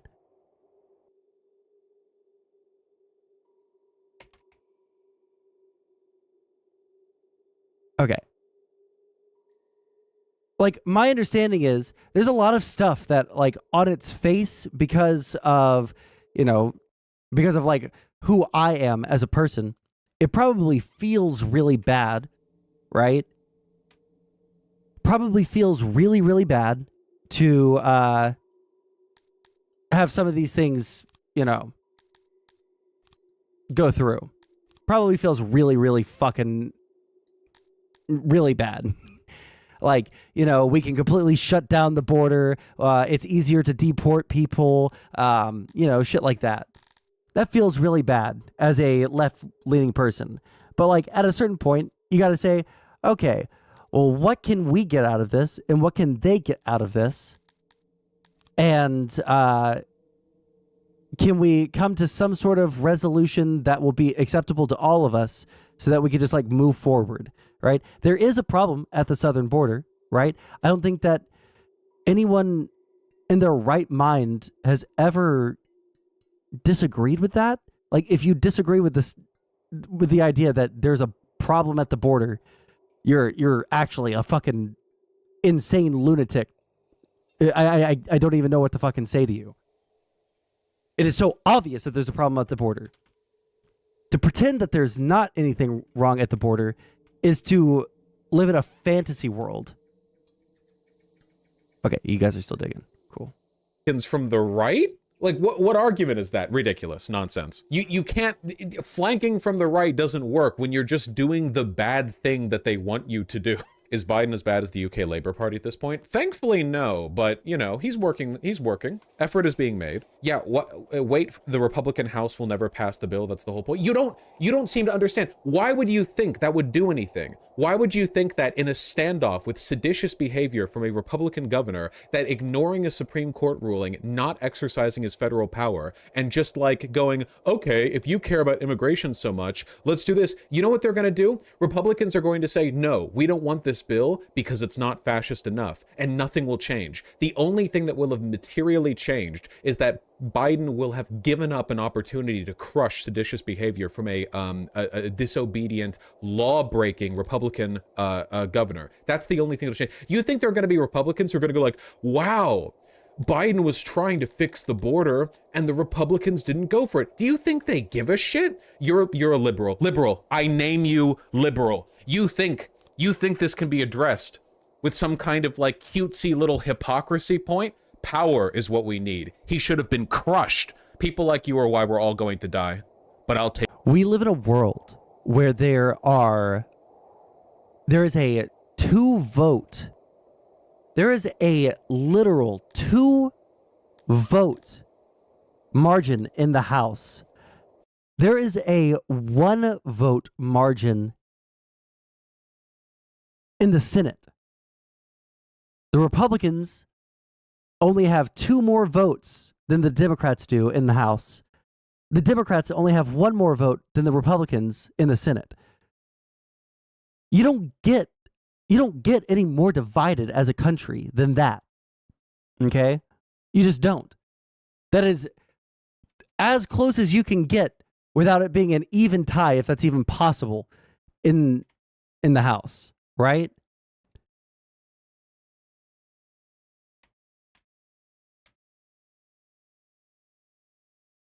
Hold on. Expand area. Thank you. Let's go ahead and take that over.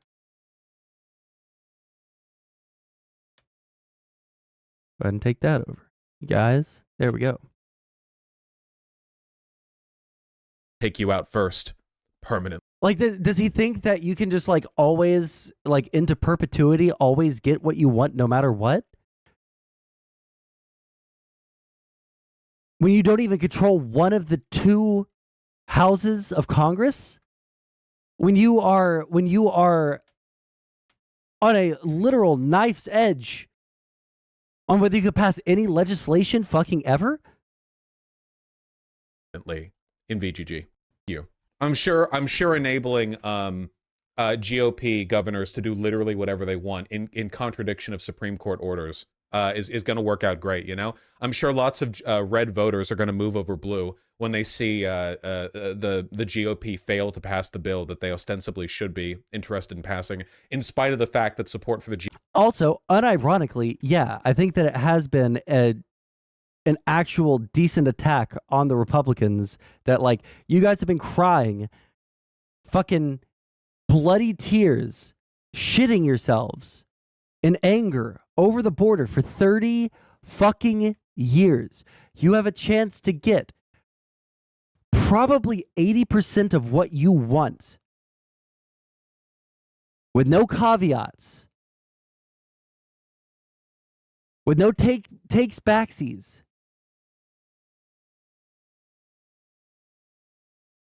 And you're going to pretend you're going to wait for a purely Republican bill, or a purely Republican bill, which you've been unable to, you've been unable to produce this entire time. Now suddenly, you definitely are going to be able to do it without the Democrats' help. In what fucking world do these people live in that they think that this isn't a pretty decent attack on a Republican Party who is struggling to figure out what their party platform is? I don't even know if the Republicans have. I don't even know if they have a fucking platform. Didn't they do away with the concept of having a party platform in 2020 because it could run counter to what Trump wanted? Like, I'm almost certain that that's some real shit that actually happened. They just got rid of having a party platform because Donald Trump was so fucking schizophrenic on all the things that they wanted to do that they just stopped having a platform.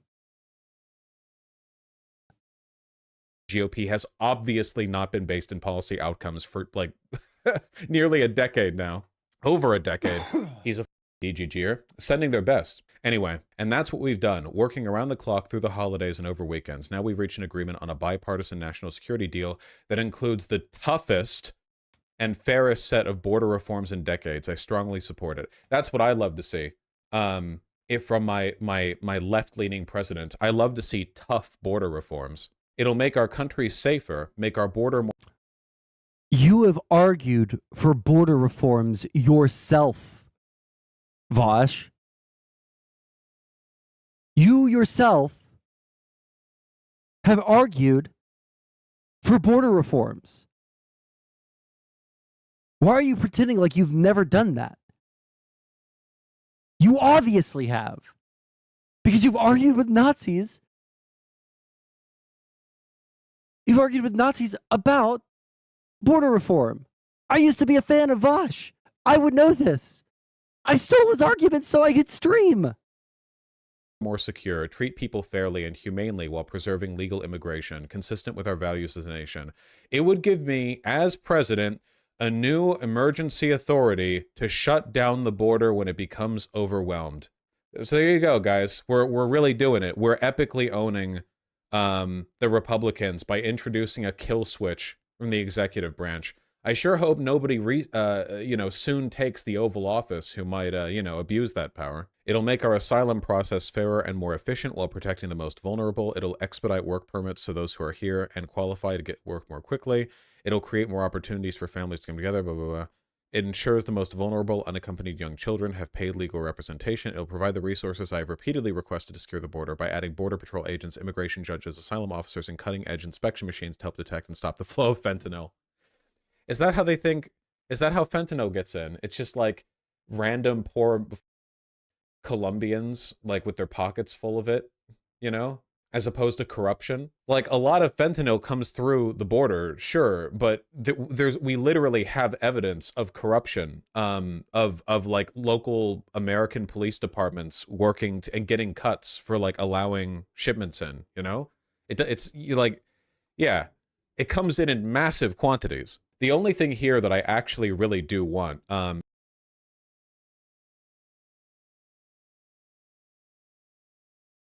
there's no fucking way Vosh actually thinks the reason why fentanyl is a big problem in the United States, please tell me it ain't true. Tell me it ain't fucking true, Vosh, that you think that the reason we have a fentanyl problem in the United States is because of corrupt cops. There's no fucking shot. I've said Vosh is retarded a million times. And half the time, I'm memeing. But you would actually have to be, like, Down syndrome, no fucking thoughts in your head retarded to unironically believe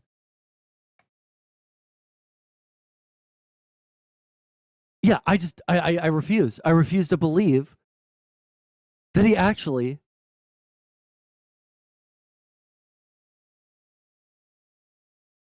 there's no way he actually believes that. No one's that fucking retarded. Is more money going to immigration judges, asylum officers. These are the things that I really want. I think Biden is trying to show the Republicans care a lot more about killing migrants than actually solving the problem. Mr. Goodsocks, they don't care. We are well past the point of you realize this has been happening for like years now, right? Of Republicans saying, we support X, and then Democrats going, okay, so then you should be in favor of this bill then. And then they just don't vote for it. You realize Republicans have, to a man, voted no on like everything good, right? They'll say shootings are a mental health problem. Then all of them vote no on funding to mental health services in schools. Or like, this should be good. And then like the Democrats put forward a bill and no Republican votes in it. This doesn't work. This strategy of epically owning the GOP by like, oh, well, if you really care, then you should do this, Logically, wouldn't your behavior indicate you only care about killing migrants? They've been open about that for years. No shit. Greg Abbott has literally said that they would be murdering migrants in Texas if they weren't charged for it. Like if it wasn't for the fact that they would be charged for it. Like what? Like so fucking like with this epic maneuver, I may cede lots of power to seditious GOP governors, but at the same time, I will also prove Republicans are fascists once and for all. Wow, thank you. There's never been a border bill like this one where both sides of the aisle are having their legitimate fucking wants considered. It's usually either one side or the other is putting something forward so that they can get an epic let own on the other side. because they think that they can get it through with the votes that they have, or they're just pretending that they have the votes that they, you know, like most of the time it's just fucking political posturing.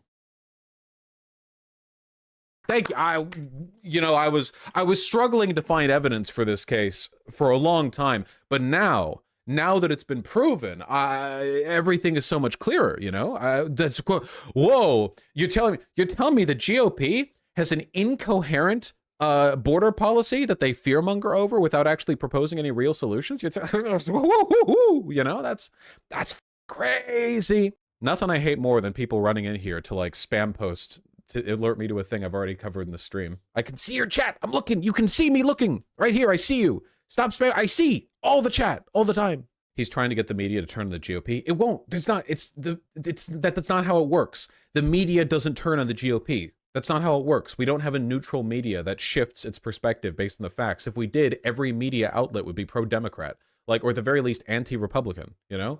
Liberals. Notice how everyone who disagrees with me on this, all the people in chat who I've gotten mad at and singled out, even though they're like 1 in 100, the liberal attitude, they're going to be the death of us, okay? They're going to be the death of us. And by the way, when we're all hauled off to the death camps, they're going to say that we were the problem, you know? And in the face of all the weakness and abstemiousness, all of the decisions... No way. Did Vosh... Let me hear the analogy again. Liberals. Notice how everyone who disagrees with me on this, all the people in chat who I've gotten mad at and singled out, even though they're like 1 in 100, the liberal attitude, they're going to be the death of us, okay? They're going to be the death of us. And by the way, when we're all hauled off to the death camps, they're going to say that we were the problem, you know? And in the face of all the weakness... It's... like, honestly, if we lived in a just world, people like Vosh would also lose their fucking jobs for comparing themselves to the fucking Holocaust Jews. Like, everyone wants to be the ultimate victim. Everyone wants to be the ultimate victim. And there's no greater way to become the ultimate victim than to say, yo, the Jews and the Holocaust, bro, I'm just like them for real. Like, there's no greater way. There is no greater way.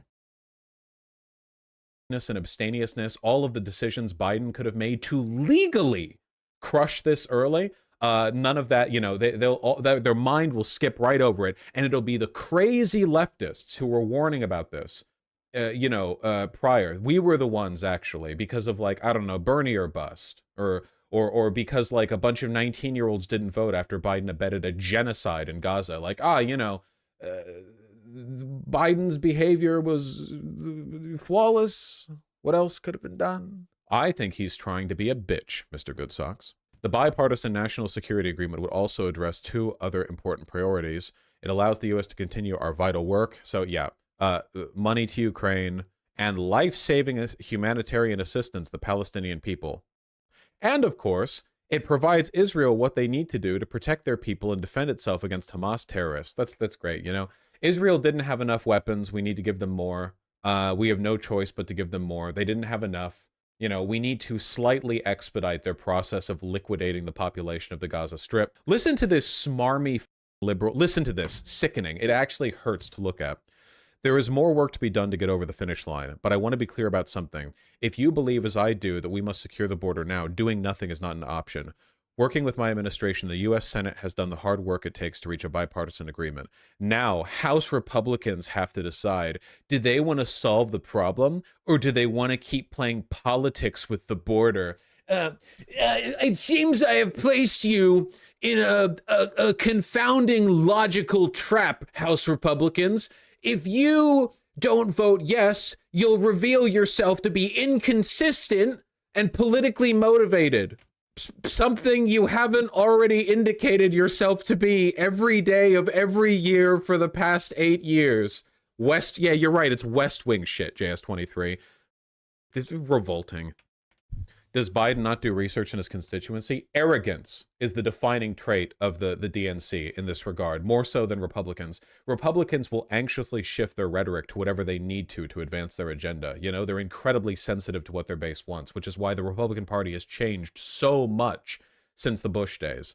The DNC is still like Biden was a senator before I was born. This man is ancient, and the DNC is run by ancient people for the most part. You know, their ineffectiveness, their weakness. This is the reason why Democrats massively underperform in a blue powerhouse state like New York, because the people who are doing the local organizing are ancient dinosaurs. You know, they're all like wealthy, Wall Street liberals who think they're better than you, and they don't bother doing any kind of research in their constituency or adjusting their rhetoric because they hit their height back in the Clinton years, and they don't give a and they know that the Republicans are wrong, and that's all they think it takes. They think that's all it takes, you know?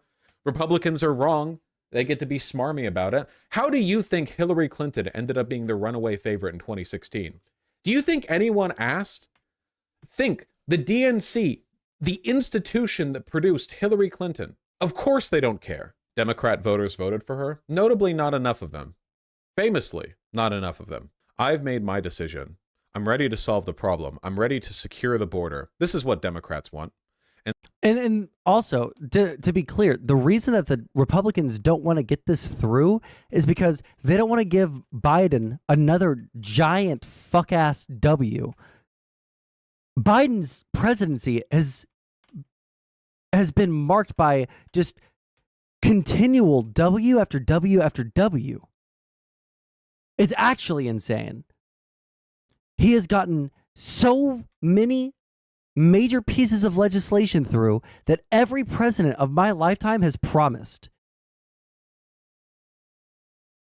The Republicans don't want to give him another W. That's the beginning and the end of it. And so are the American people. I know we have our divisions at home, but we cannot let partisan politics get in the way of our responsibilities as a great nation. This is such a Weimar moment, dude. Jesus Christ. Weimar moment. Like, oh my God. Like openly insurrectionist party on the other side, and he's just like folded his arms, you know, with the DreamWorks face.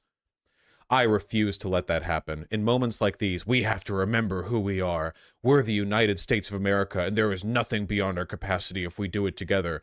I urge Congress to come together and swiftly pass this bipartisan agreement. Get it to my desk so I can sign it into law immediately. And immediately afterwards, Donald Trump says to reject the deal because they don't care. Whoa! They'll just reject it because they don't care? Wow! What a I'm sure he'll face unimaginable political consequences for this, you know? The GOP constituency will rise up and oust Donald Trump because it turns out he's inconsistent and lies and doesn't care about America. Who could have possibly seen this coming?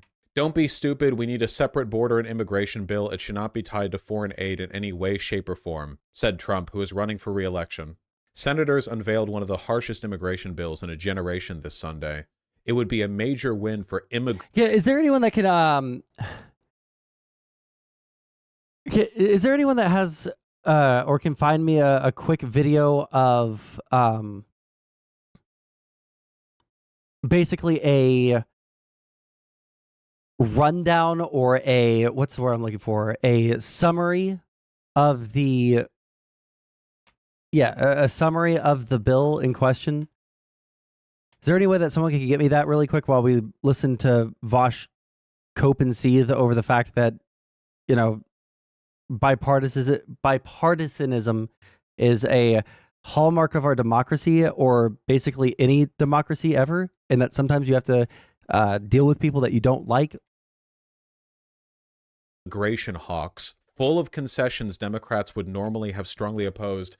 I'm sure this indication that we're willing to be bipartisan and compromise with the fascists will put the fascists at ease. Fascists stop doing what they're doing when you give them what they want, right? But Trump has an iron grip on the Republicans leading the House of Representatives and has called repeatedly for the party to kill the legislation and deny Biden and his Democrats a political victory ahead of November's election.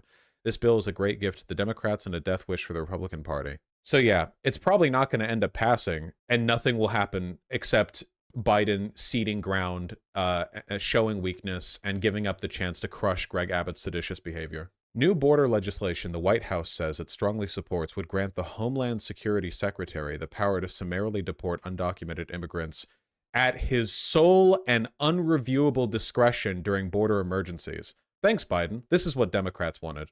This is what they voted you in for. Hold on. New border legislation, the White House says it strongly supports, would grant the Homeland Security Secretary the power to summarily deport undocumented immigrants at his sole and unreviewable discretion. Whenever the Border Emergency Authority is activated, that means that there's a threshold that they have to hit first. Right? Like 5,000 crossings in one day?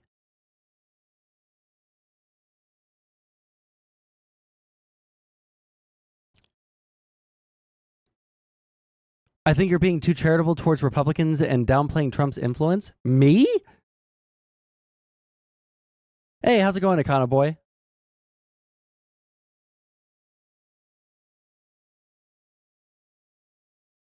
How am I being charitable towards Republicans? They're pussies. They can't argue with Papa Trump. Or the Homeland Security Secretary with no oversight deporting people during border emergencies. That's great. Serious question, would you vote for this bill if you were in Congress? No. Because there's no other way to get Ukraine funding to pass? Well, sucks for Ukraine. Sorry. Gonna need a better bill than what if we did fascism at home? What about like this a stipend fascism? On the money going over. Would you have supported this if you meant aid? So true, Are Econo you Boy. people insane? Why? The whole point of supporting Ukraine is to keep the fascists from winning over there. Why would I cede ground to fascists here to support them? Why would I do that? This basically sets the precedent that Texas can bully the president into giving them whatever they want. Why? Not just Texas, any GOP governor. F it. Apparently, even with a Supreme Court ruling giving Biden explicit permission to do through federal agents what he already wanted to do in the area. You said it was because they don't want to give Biden a W? That is explicitly why Donald Trump told them not to support it. They don't want to give Biden a W. That's true. They want to give Biden a W because they want to help Trump because Trump said he wants to have it as a fucking...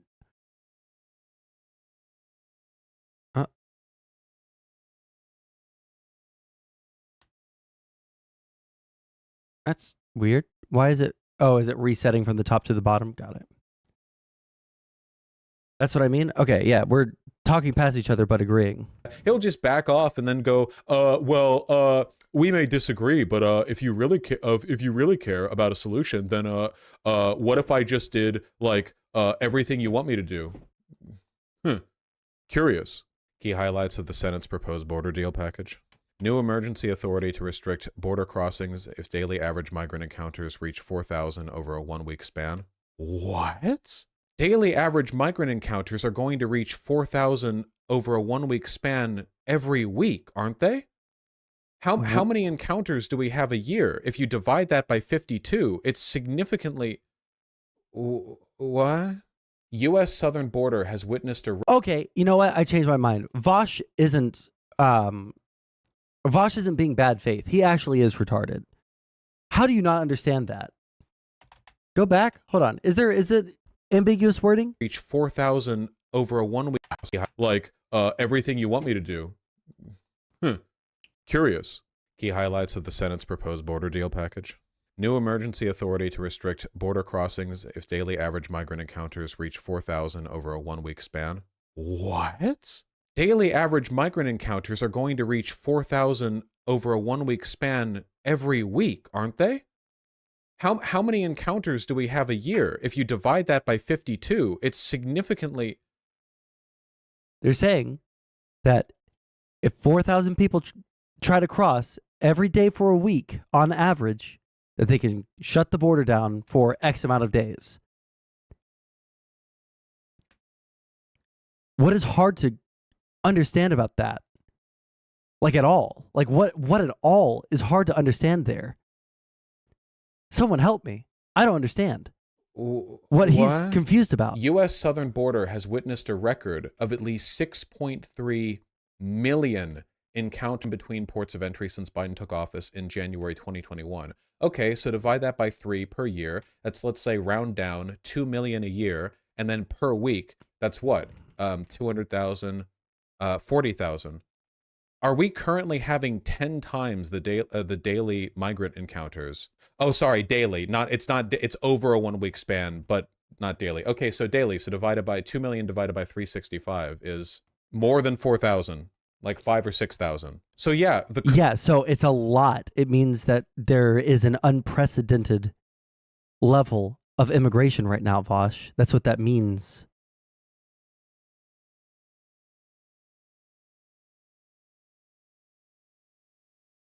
Current amount of people that are coming in through the border every day significantly exceeds the emergency threshold. So it would just immediately, if that metric is reached, the Homeland Security Secretary could decide to largely bar migrants from seeking asylum. If migrant crossings increase above 5,000 on average, the DHS is required to use that authority. If encounters reach 8,500 in one day, the department is required to trigger the authority. How many are we getting per day? Like, not averaged. Per day, U.S. Border Patrol encounters around 3,500. But that's just U.S. Border Patrol. That's not the only. Federal officials had about 10,000 encounters with migrants per day at the U.S.-Mexico border before the emergency health order ended late Thursday. I mean, the type of encounter is going to vary a lot, but it seems like this would just immediately trigger the emergency threshold. The federal government's limited in how long it can use this authority. In the first year, the government can use it for 270 days, then 225 days, then 180 days the third year. That's cool. 3-year emergency authorization. But don't worry, guys. You can only use it for subsequent. This is such a liberal. They've means tested the fascism. Yes, you can do fascism, okay? But you can only do it so you have subsequent years and there's a daily allotment per year and you have to file a Pell Grant that allows you to... Jesus! Expedites the asylum processing timeline from years to 6 months. That's good. That part is good, at least. Introduces a new process in which U.S. Citizenship and Immigration Services would decide an asylum claim without it going through the immigration court system. This process doesn't apply to unaccompanied migrant children. What? So just like another secret high council that just bypasses the court system? Like you just go to a tribunal of wizards and they decide? Preserves the president's authority to designate humanitarian parole on a case-by-case basis. Joe Biden has used the authority for Ukrainians, Afghans, Cubans, Venezuelans, and Haitians, among other populations. Okay. Authorizes 250,000 additional immigrant visas. That's good, at least, I guess. Provides a pathway to citizenship for Afghans paroled into the U.S. after the U.S.'s withdrawal from Afghanistan. The fact that it took this long to even... Look, when we all die, I just want you to know that I was right. Let those be your last moments, okay? Oh my god, he's such a fucking fear-mongering cuck. He is such a fear-mongering cuck. He wants his audience to be fucking terrified of everything.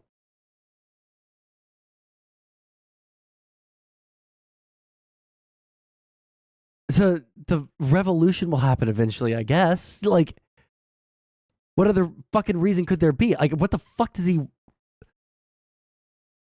The fascism isn't happening right now under Biden. How is the fascism happening under Biden, Vosh? Thinking, wow, that weird autistic guy that I used to watch sometimes on YouTube before all the bad things happened, that guy sure was cooking. He sure had some points. That doesn't work, Hunter. This moral high ground politics shit only cedes ground to them. Like, it doesn't work.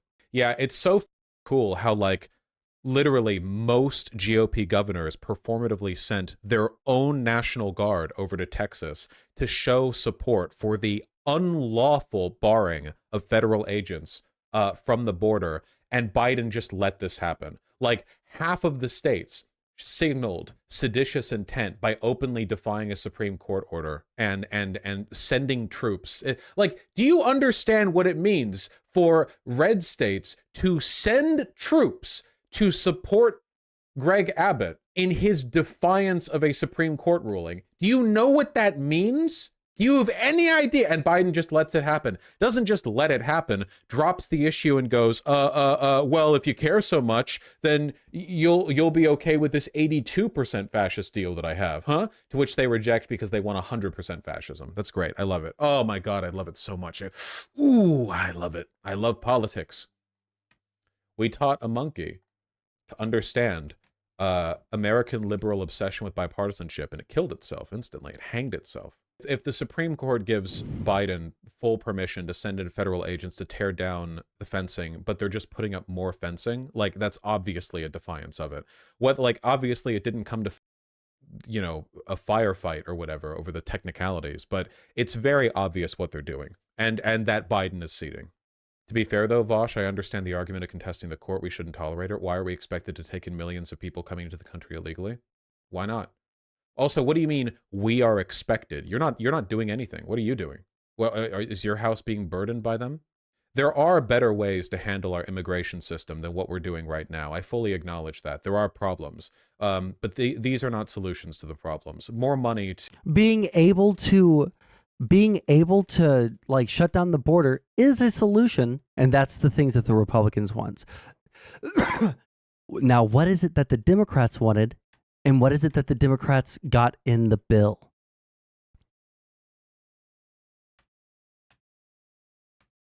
The Democrats wanted things that both me and Vosh would want. Increased funding to Border Patrol, increased funding and increasing the numbers of judges that handle these cases, expediting the asylum-seeking process, et cetera, et cetera, et cetera, et cetera, et cetera, et cetera. Why do feds want to force states what to do? This is America, and we should have more power in local communities. Drazdy, I don't know where you're from, but I'm an American, and I support the Constitution. The Constitution has these things called like delegated powers, right? Some powers are delegated to the states. Some powers are delegated to the federal government. One of the powers delegated to the federal government are issues concerning the border.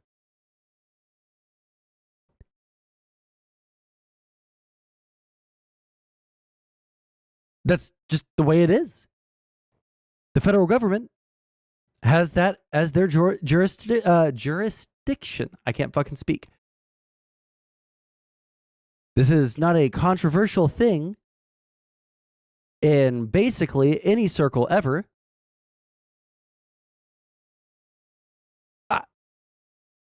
I genuinely don't even know what to say here.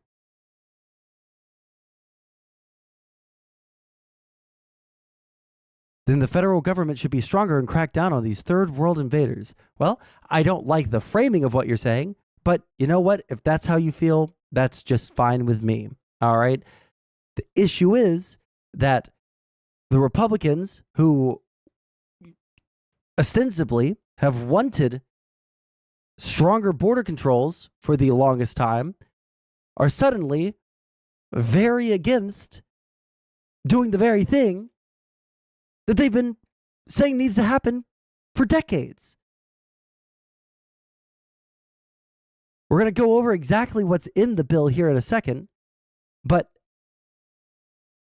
I know a little bit of what's in this bill, and it seems pretty strongly in favor of the Republicans in terms of what people want to happen at the border, right? Like the Dems aren't walking away with this one for, with everything that they want. Wait, hold on. If the feds don't do their job and stop these non-white hordes, then they shouldn't complain about state governments are doing their job. Drazzy bro, you know what? I don't levy this at just anyone, but I'm going to levy it at you. I never call my chatters this unless I actually think that they are. But I think you might be a little bit racist. I think that there might be a twinge of racism just kind of mingling somewhere in your head. I came in at a weird time. What's up, my fellow white hordes? Hey, how's it going, see? To immigration judges, to asylum officers, that sort of thing. These things would meaningfully help. Why Biden is so weak right now? Liberal. What can we do about this other than seethe? Nothing at the moment. The only real political decision that we have coming up, it seems, is whether or not we have fascism with Donald Trump or weak, milquetoast, pathetic, limp-wristed liberal appeasement with Biden. The latter is better than the former, so get to it. Vote for Biden. You're all very excited for this, I assume. If Donald Trump loses and then dies, I don't have anything against different races. I just think that he should come in legally for economic reasons and not violate our process and laws. Then you should support this bill that expands the federal government's powers to control the border. And it sounds like you're more of a conservative than a liberal. Therefore, you probably vote more Republican than Democrat. And if I were you, and I was principally against, illegal immigration, which I don't know why I'm saying if. I am principally against illegal immigration. I don't think illegal immigration is a good thing. Okay? If I were in your position, I would maybe either contact my my state senator, or not my state senator, my senator in my state, and tell them to support the bill that is supposed to be helping with the problem that conservatives seem to have a problem with. There you go. On account of being old, it'll probably set the GOP back quite a lot when it comes to their willingness and interest in pushing for certain reforms. So, it might be a waiting game to an extent. But yeah, that's the dealio. Sure, Biden needs to win, but should Palestinians be expected to vote for him? Every human on earth should be expected to vote for him. It's moral outcomes. It's not a matter of whether or not it's fair. The outcome of Biden winning is superior to the outcome of Trump winning. Therefore, we should vote for Biden. I don't expect Palestinians to vote for him, and I'm not going to blame Palestinians for not. They have reasons not to, but of course, their decision not to is wrong. It's just a matter of whether or not I have a compelling argument to make, the likelihood of them actually shifting their perspective or doing it, I don't know how someone speaks in such a way as to, make everyone think that he is super smart, while also being a major fucking retard and seemingly not understanding a goddamn thing about what you're talking about.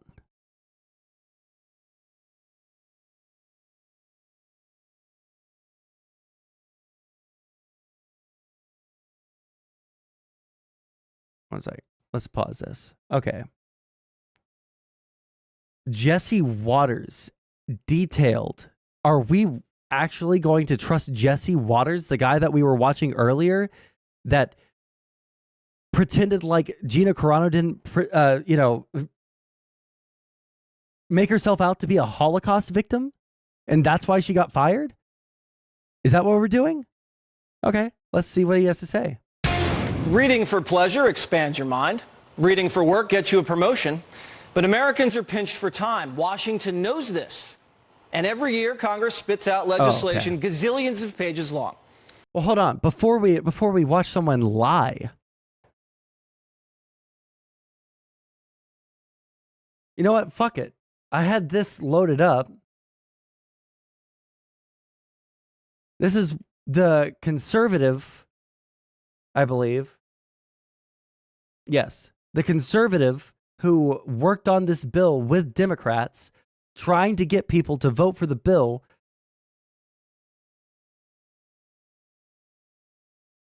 And explaining what's in it.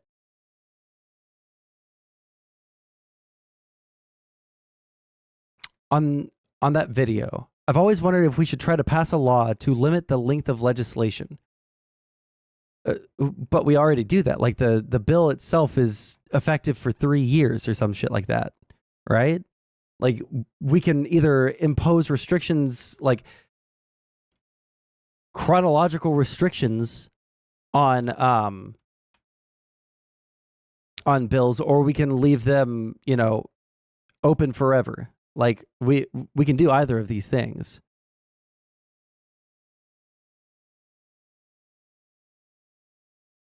Senator from Oklahoma. I'd like unanimous consent to be able to use a prop during this speech. Oh, you mean word limit? I don't think that that would be a good thing, because our government is so large, in terms of like it being a, what do you call it, a bureaucratic state. Like we have such a large bureaucratic state that it would be very, very difficult, to say the least, to pass anything if we limited ourselves on how many words could be in it, or how many conditions, or, you know, whatever limitations. I just think that that would be really, really difficult for us to deal with.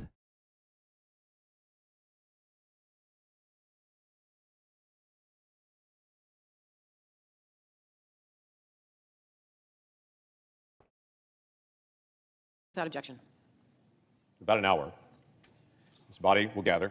There'll be 100 senators here to make a decision about what we're going to do to take a step on border security. It's an issue that's bedeviled, quite frankly, this body for decades. It's been 3 decades since we passed anything into law to be able to change border security. In the meantime, administration after administration has pieced together the broken pieces of law in the disjointed pieces and tried to make regulatory actions to see what they can do to be able to change the direction of the country. We've seen it just over the last 10 or 15 years. What's really happened with that?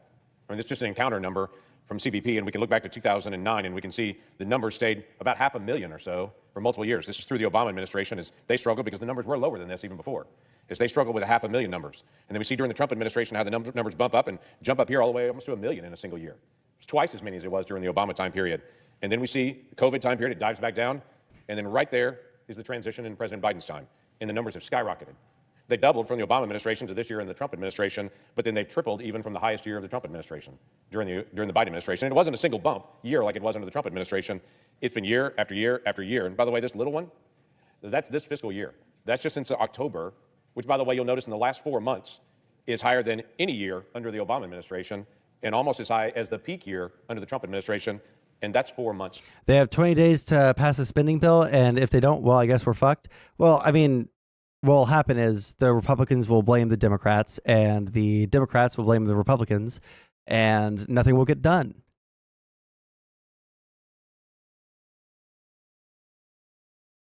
Oh, for your state. Oh, gotcha. So far this year. Hold on, but isn't there actually some sort of major issue right now with spending bills in the U.S. federal government? Or am I super wrong on that?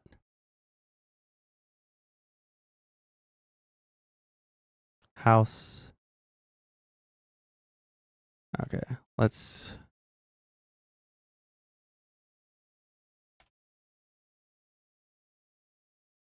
do this.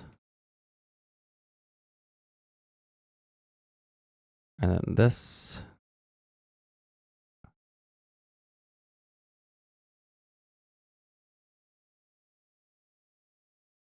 And then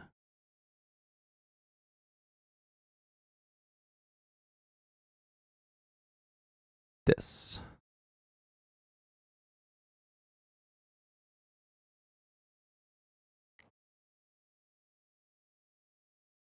Americans feel it. We feel it in our cities. We feel it in our schools and our communities. We see the television, and we see all of the chaos on our southern border. Cities around the country have said, do something. Make this stop. Americans, whether you're Republican, Democrat, or Independent, are all unanimous on this issue. This is a problem that needs to be solved. Do what you can. Today, we get to decide if we're going to do that or not. If we're going to do nothing or do something. The bill that's been put together has been a bipartisan effort. Welcome to the United States Senate. That's what we have to do. While I have people from around the country and back home that say, do a Republican-only bill, just get all of our priorities and none of theirs, I smile at them and say, welcome to governance. You can do a partisan bill in the House, but in the Senate, we have to look at each other across the aisle and then figure out a way to be able to solve this. Sometimes it's in committees, sometimes it's a gathering, sometimes it was like this time. Get members together, Republican, Independent, Democrat, to be able to sit down and hash out the issues. to say this is a problem we all agree. We're not going to agree on the solutions necessarily, but we all agree this is a problem, but we have to figure out what the solutions might be. That's been the process for the last 4 months. 4 months to sit down and hash through the very difficult, very technical issues of border security in our nation with one goal: let's make progress. We understood from the beginning we're not going to solve everything. We're not. We knew from the beginning it's not going to be perfect, but we also knew the status quo is untenable. We have to do something to be able to make the status quo better. So that's what we work towards, to be able to change where we are now. The product we put out this past weekend allowed everybody to see it. Quite frankly, I had some of my colleagues that said I'll need weeks to evaluate it because it's so technical, and it is, but some of them literally within minutes said, no, I don't agree. Fine. But after time to be able to review it, the National Border Patrol Council, the group that's actually on the ground trying to manage the chaos, they read through the bill and evaluated it. The National Border Patrol Council gave this statement: the Border Patrol Act of 2024 will give the United States Border Patrol agents authorities codified in law that we have not had in the past. While not perfect, and I'll agree with them on that, the Border Patrol Act of 2024 is a step in the right direction, and it is far better than the current status quo. This is why the National Border Patrol Council endorses this bill and hopes for its quick passage. I understand this. In this building and in the 202 area code that is Washington, D.C., border security is a political issue. But if we leave the 202 area code, everywhere else in the country, this is not a political issue, it's a national security issue. And when you actually go to the Border Patrol Council, those that see the chaos day to day, they're saying, send us some help, send us anything. Because quite frankly, Americans are frustrated and angry because our borders are open. They've seen the record numbers in the last 4 months. They know full well what's happening. The 60 Minutes story from this last weekend about Chinese nationals using TikTok to be able to find the holes in the fence and to be able to navigate it, how to be able to connect with Mexican cartel members to be able to navigate them through Mexico to be able to get through. Why is that such a big story? Because we used to rarely have Chinese nationals come across our border. But yet, last year, we had 37,000 Chinese nationals come across our border. 37,000.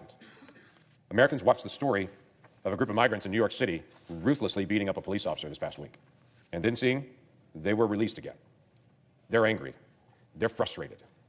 The stories that have come out in the news recently of 3 child sex traffickers who had attempted re-entry back into the United States make Americans go, hold on. And just a few days ago, the story coming out of an al-Shabaab terrorist on our terror watch list that had come across our border and been released just early last year, that they then picked them up while they were in Minnesota just a few weeks ago. We've had 50 people that have been identified on the terror watch list that we did apprehend in just the last 4 months. We've had tens of thousands of people in the last year that were identified by this administration as individuals, what they call special interest aliens. By definition, they're a national security risk. Tens of thousands that we didn't know their name in particular, but we know where they live is in an area of high national security risk because a high terrorism rate is coming from that area. So we have no criminal history on them to be able to identify them on our terror watch list, but we know there's a high chance they're a national security risk. Those individuals were released into the country. Americans feel it. They want something different. The Americans that I talk to and the Oklahomans that I talk to don't mind leaving. I've heard about this, but I haven't looked at it like basically at all. If anyone has like a link to a video on that, we can also listen to that because that sounds like something that is probably going to be talked about a lot.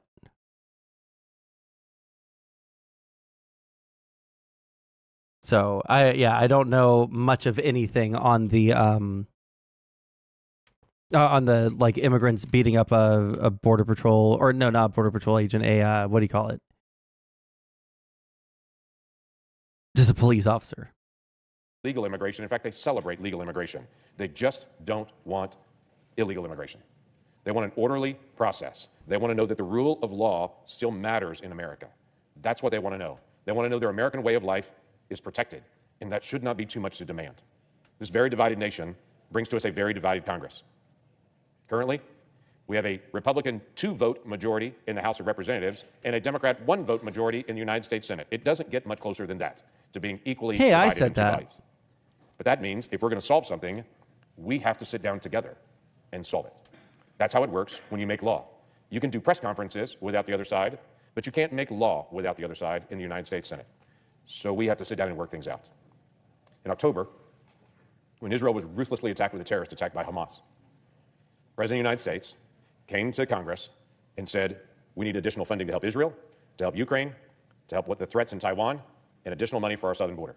Republicans responded by saying, we are not going to help give money to the southern border, by the way, especially for some of the funding that they asked for on the southern border, like safe migration offices to be able to help facilitate greater traffic to the United States. We said, we're not going to do that. We're not going to give additional money to the southern border unless we get a change in law and policy. That's not a radical concept, quite frankly. The House of Representatives last year passed a very comprehensive bill on border security that they call H.R. 2. It was one of their priorities. You know why? Because the House of Representatives at that time said we need a change in law. So they brought a bill to change the law for that. We said the same thing. We need a change in law because it's significant what has occurred, and we need to address it. The frightening thing is, since we started meeting in a bipartisan way in October, October was the highest number of illegal crossings in any October in our history. November was the highest number of illegal crossings of any November in our history. December was the highest number of illegal crossings of any December in our history, and the highest single month in history of illegal crossings, including having the highest single day ever in the history of our country in illegal crossings. Over 12,000 in a single day. That's what's happened just since we've been negotiating this bill, trying to be able to get to a solution. The problem has not gotten better, it's gotten worse during that time period. We need to solve this. Worst case scenario is status quo. We need to solve it. So we came up with a bill. Doesn't have everything in it I wanted. Doesn't have everything in it my Democratic colleagues wanted. But it definitely makes a difference. What's in this bill? Well, here's what the bill includes. Let me just walk through some of the high points of it. It includes more border wall construction under the 18-foot, 30-foot bollard-style definition. In locations actually that were set by President Trump, in those locations actually build a wall. It has 50,000 detention beds, so it ends our catch and release issue. So especially single adults as they're coming across, the vast majority end up being held while they're being screened there rather than just released in the country as they are now. We doubled the deportation flights. We added money for DNA testing. We added money for additional state, local, and tribal law enforcement that we're partnering with along the border to be able to help with the enforcement process there. We have a tremendous increase in the number of ICE agents, the number of Border Patrol agents, more asylum officers, more immigration judges. We added detection equipment at our ports of entry to interdict fentanyl, one of the biggest threats to our nation right now. And we increased the sanction authority for the United States government to be able to sanction those ruthless cartels and members of cartels and those that facilitate them to be able to go after the fentanyl issue in the United States. It has a pretty radical change in asylum law in it. It strengthens significantly the standard of evidence for declaring asylum. Today, people that are crossing the border can literally cross and say, I have fear in my country. When they say those magic words, they're released into the country, the vast majority of them, for up to 10 years while they await their screening or hearing. That would end under this bill. We increased significantly the standard for evidence. We had 3 new eligibility bars at the beginning of it, so we get to a faster screening process, and for those that are not eligible, a faster deportation. It is somewhat a Where's Waldo game on a day-to-day basis on our southern border. As we have thousands of people coming through us, some of those individuals do qualify for asylum, but most of them do not. So our goal was to be able to filter through quickly, identify those who qualify, and deport all of them that do not. We have a faster structure to process aliens when they cross the border, in detention or non-detained, either one, so they don't end up in the 10-year backlog awaiting their decision. Both for those who qualify for asylum, don't wait 10 years, and those that everyone knows from the beginning they don't qualify for asylum, they're turned around and deported immediately. This ends the abuse of parole that's happening on our southern border today. Today, the administration will identify 1,500 people, will give them parole authority. Why does this sound like it's actually... Let me go back a little bit. Let me listen to right here. Identify those who qualify and deport all of them that do not. We have a faster structure to process aliens when they cross the border. Why is any left-leaning person upset about this? Like, actually, though.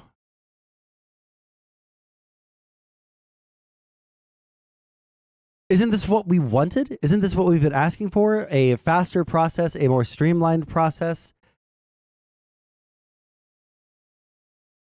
Like, unless you're just in support of illegal immigration, which you shouldn't be. You should want those people to be able to become legal citizens, right? Like, unless you're in favor of illegal immigration, so that those people get arrested and deported and like barred for X amount of years from coming back in, you should probably be good with this, right? Right?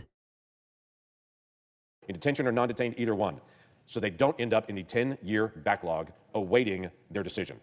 Both for those who qualify for asylum, don't wait 10 years, and those that everyone knows from the beginning they don't qualify for asylum, they're turned around and deported immediately.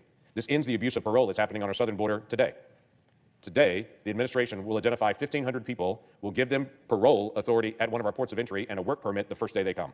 They don't have to qualify for asylum. They don't even have to apply for asylum. It is literally an open invitation from anyone anywhere in the world to get a work permit if you'll just tell us in advance you're coming. It's not lawful. It's just happening. This bill would end that. This bill also has a short-term, 3-year authority to quickly stop the flow of people coming into our country right now. I had a lot of my colleagues on the Republican side that said, whatever we pass will never be implemented by the Biden administration. We've got to do something, though, right now to be able to get things to change. Because everyone knows this is occurring not because of some migration trends around the world, but because right there, President Biden announced, I'm not going to build any more wall, and he dropped all the authorities that had been used, not just by President Trump, but by President Trump and Obama, dropped them, and we saw the skyrocket. So everyone said, whatever we pass, President Biden will never use. So whatever you can put in there to be able to actually make sure this occurs, please do. So we did. We included a border emergency authority that said if we ever exceed 5,000 people, which by the way is every day but 7 in the last 4 months, if we ever exceed 5,000 people and we're in chaos level, the border shuts down completely. It's not optional, it's mandatory. And when I say shut down, it's pretty simple. What happens in the first 5,000? Let me make it clear. For the first 5,000 people that are coming across, they're detained, they're screened, and then deported. If you get above 5,000, we're in such a chaotic moment, we don't have time, so we just detain and deport them. There's no screening at all because we've run out of time. We don't have the manpower to do it. That's the shift that occurs. It's not that the first 5,000 are released, that's ridiculous. The first 5,000 we detain, we screen, and then we deport. The second, if we get above 5,000, we just detain and deport. And when the borders close down, it goes down for weeks, where we're not even screening for weeks until we get caught up. It was something that we could implement right now and to be able to make a difference. We also changed the funding process on this. There are items that the president really wanted on some of the funding. So we said, we're fine on that funding as long as you don't get that funding until you actually get more detention beds, get more deportation flights, hire more ICE officers, hire more Border Patrol, and actually implement the new policy.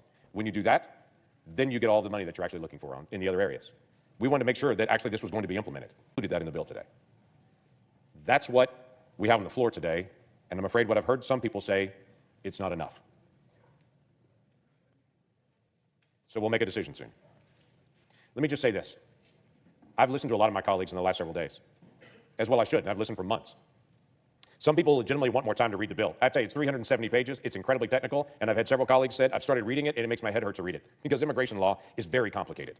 So they're going through it, and they've said, hey, I'm interested in supporting this, I just need more time. Some of those folks are going to vote no today because they legitimately just need more time. I completely understand that. There are some folks that are voting no today because they have policy differences on the bill. We have asylum officers that are empowered to make decisions. They want immigration judges to make it. Okay, well, that's a policy difference on it. Some folks don't like that we have visas that are in this. That increases legal immigration, not illegal, legal immigration in the country. There's some folks that don't want any immigration of any type. Well, fine, we can have that policy difference. I don't mind legal immigration. I just don't want illegal immigration. Some of them may have policy differences. Some of them have been very clear with me. They have political differences with the bill. They say it's the wrong time to solve the problem, or let the presidential election solve this problem.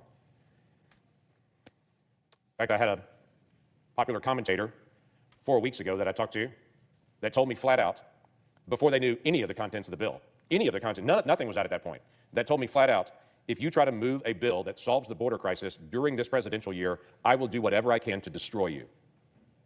Because I do not want you to solve this during the presidential election.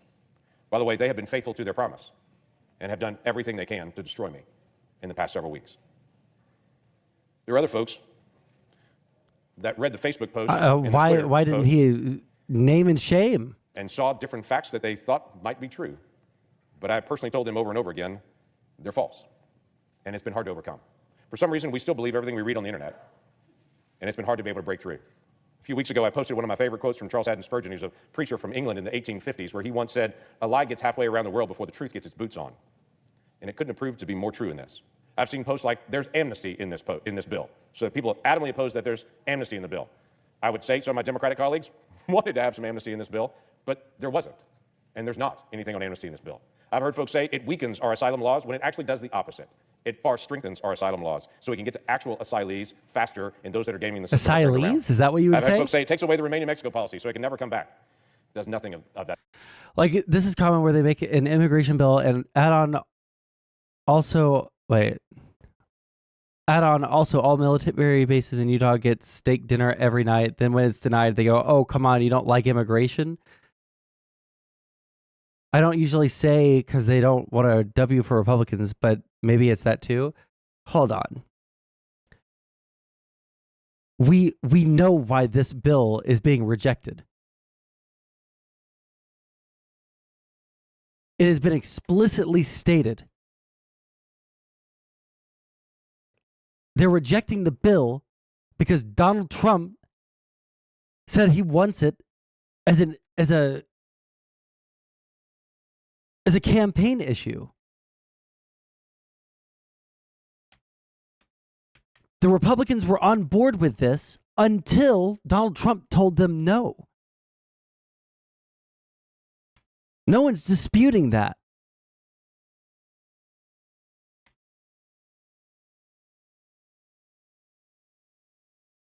Now, they're not being explicit about it, I'll tell you that. But we do know 100% that this was a purely bipartisan deal where the Democrats were getting just a little bit of what they wanted on immigration, and Republicans were getting a yes. It's the Republicans that voted no. The Democrats desperately want there to be legislation or like funding for Ukraine and shit. So they were willing to compromise. And the Republicans were like, wait a second. Papa Trump told me no, so I can't. Sorry, guys. I know I said that I would play ball, but Papa Trump told me no, so I can't. Yeah, it's literally like, it's not every single thing that the Republicans wanted and have been saying that they've been wanted. Area must be connected. What area is not connected? That's connected.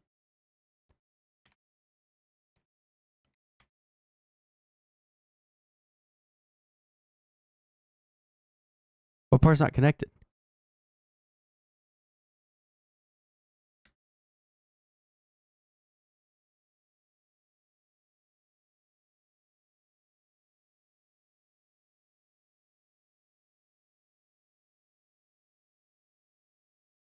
What part isn't fucking connected?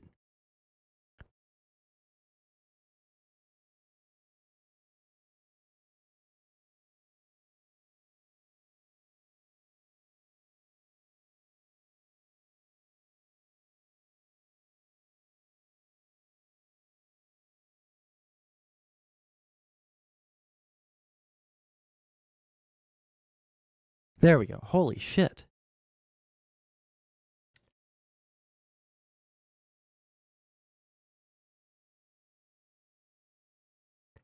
There we go.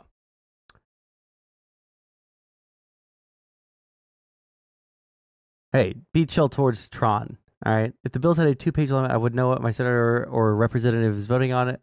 And if they vote against X or Y bill, I would be able to read it and know if I agree. Well, that's the issue is these things are going to be too complex for like the average person to actually fully understand. Right. And that's the unfortunate truth of it. It's a lot of legal speak. It's a lot of legal speak. And so you're going to have to deal with that legal speak, and you can't dumb down a bill so that everybody can understand it while maintaining, you know, ostensibly like you want to have a bill that's not going to have a bunch of fucking loopholes and shit like that, right? So Dem should just make this a commercial. Well, they already are, because it's so blatantly fucking obvious that the Republicans are doing this, right? So blatantly fucking obvious. It's insane, but... Not at all. Nothing of that. I've had folks say it gives away work permits the very first day, which will incentivize more people to come, when it actually does exactly the opposite. It actually removes the 1,500 work permits that are passed out every day and says we're not going to do that. And my favorite one has been, it lets 5,000 aliens in every single day from here on out forever. And I've just said that's completely absurd. Why would anyone sign a bill, approve a bill, or present a bill that locks us into this chaos? That's what we have now. The 5,000 piece was very simple.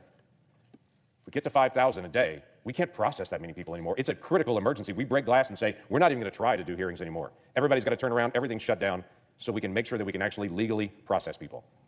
We are detaining, screening, and deporting until we get to a break glass moment, and then we're not even screening anymore. We're just detaining and deporting because we can't manage the numbers.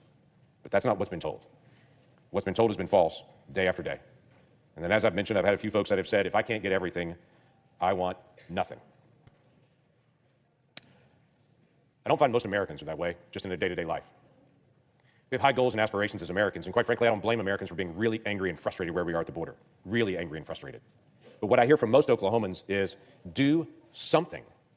Don't just sit there. Do something. Make progress. But don't allow this to keep going. Stop it where you can. So that's what we work to do. Now, to be clear, President Biden has authorities he could have used that he's chosen not to. Authorities that President Trump used, authorities that President Obama used. That President Biden has chosen not to use. There's a lot of them.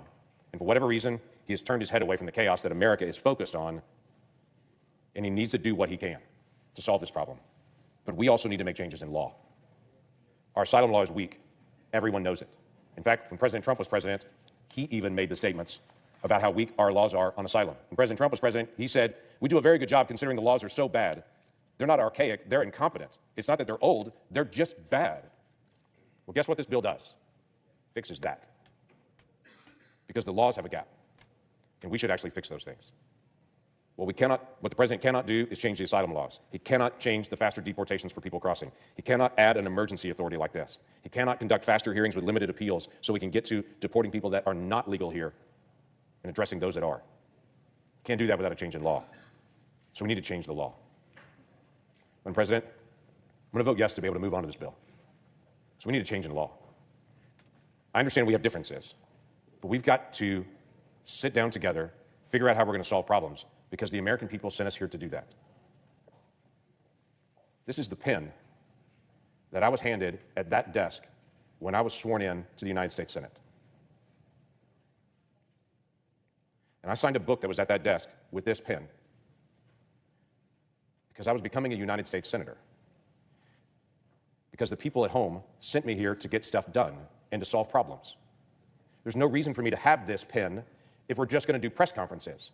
I can do press conferences from anywhere, but we can only make law I'll look from at the this policing room. in a second. And to do that, you need one of these pens.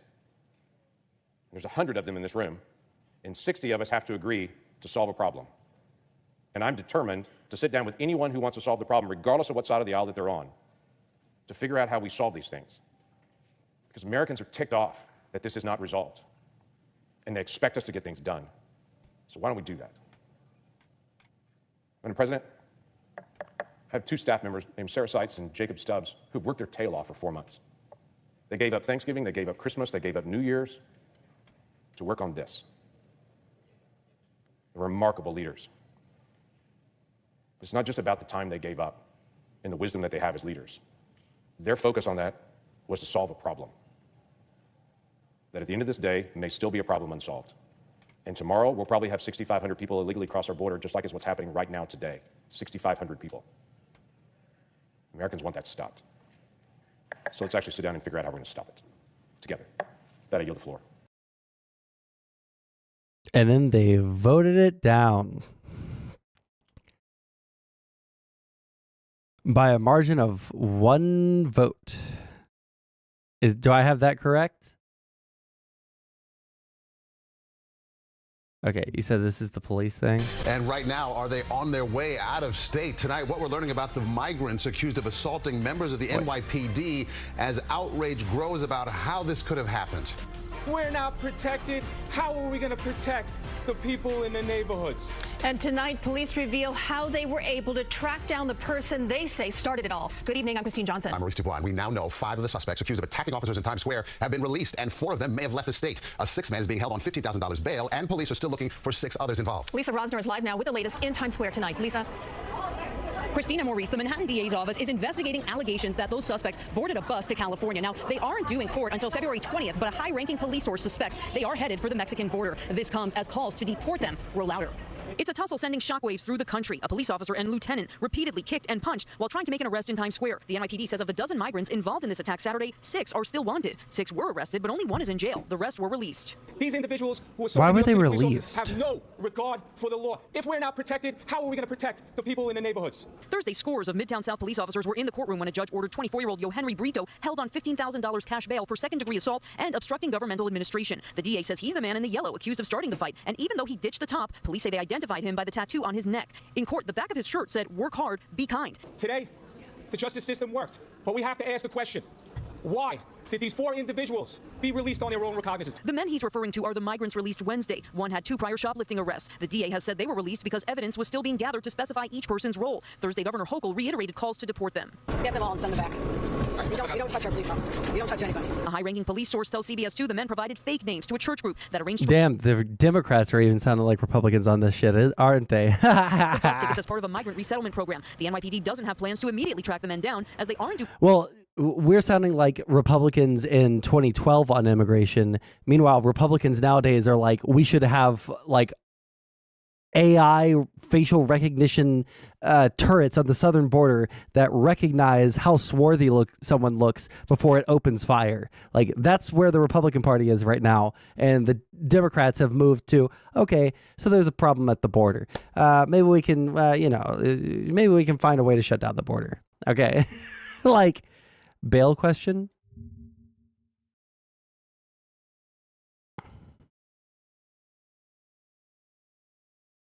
Took a little 14 people. Jesus.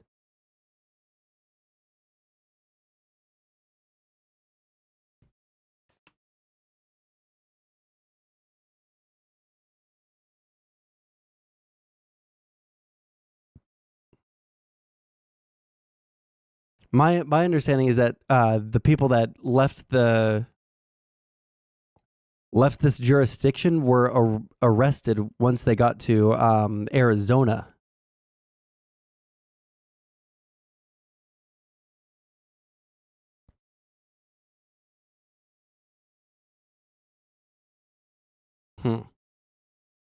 Back in court until February 20th for a hearing. If they don't show, a bench warrant will be issued for their arrest. It's a crime where you have to weigh what is the likelihood of their return to court, which I think is getting thinner by the minute. Generally, people who are going to return to court don't travel under false names towards the Mexican border after they've assaulted a police officer. And then they were arrested, from my understanding. Okay. We'll watch the Jesse Waters thing. Even though I think that I found my least favorite Fox News anchor of all time. And it's not because I think that he's more hateful necessarily, because I don't think I've seen anything from him that's just seemed like he fucking hates brown people. It's more that he's so unbelievably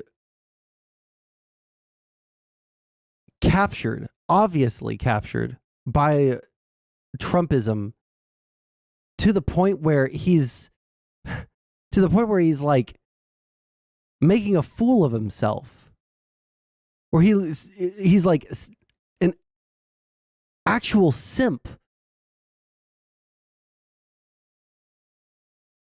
He's like actually a simp for Trump in the grossest fucking way you could imagine. Let's make sure we have enough land area so that we can put all our stuff there. Get ourselves some nice fishing spots.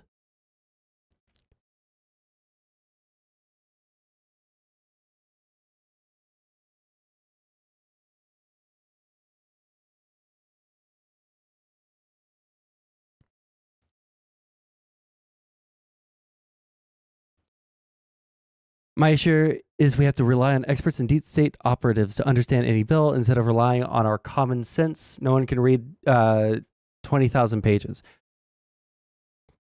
That's why they hire staffers, right?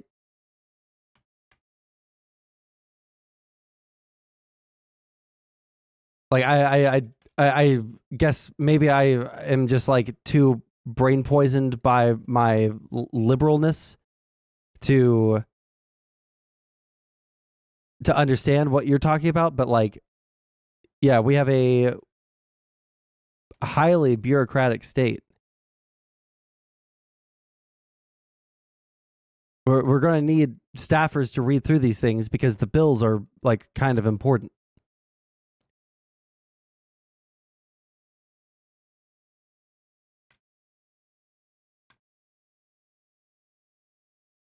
I think we need a new warehouse. Okay, let's listen to what this idiot has to say.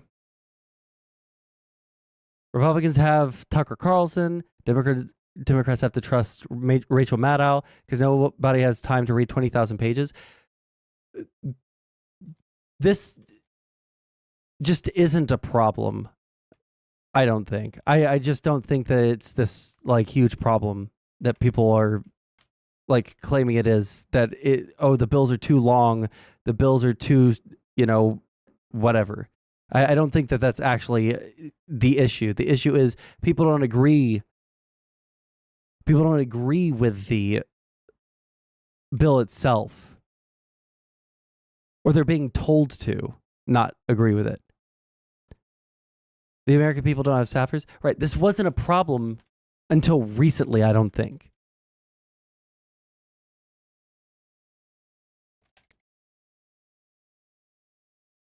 One second. Why is it saying that I have 0 cotton still? What is being...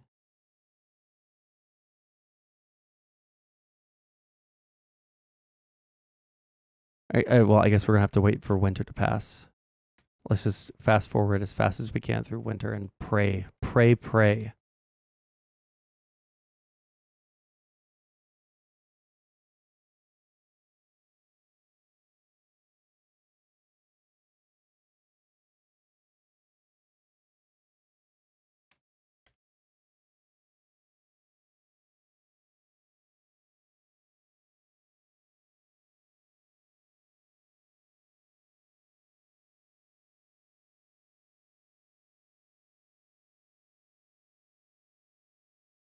Okay.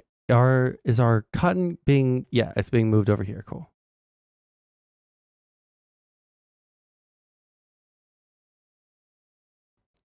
Come on. Build it.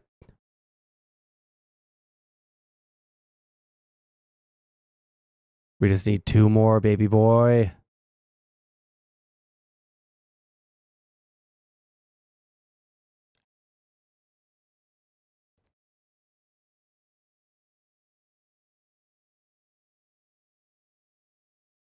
Okay. Reading for pleasure expands your mind. Reading for work gets you a promotion. But Americans are pinched for time. Washington knows this. And every year, Congress spits out legislation gazillions of pages long, then manufactures a deadline to pass it, knowing Americans won't read it. The bill's too long, and the legislation isn't written in plain English. It's written to be indecipherable to everyone except the lobbyists who write it. And the media, whose job it is to read it and report it, they don't even bother anymore. They spin whatever the Democrats claims in it and attack Republicans who vote against it. And we've been hearing for weeks about how this bipartisan border bill is going to save America. How does the media know if they never saw the bill? Well, it was to condition you, whet the appetite for passage, and set up Republicans as fall guys if it fails. Well, the bill finally came out last night. Primetime read the whole 370 pages, and it doesn't stop a single migrant from breaking into the country. That's not me saying it. The Democrat senator who wrote the bill, Chris Murphy, declares, quote, "The border never closes." So if the border never closes, what's the 20... That's literally like a major part of the bill, right?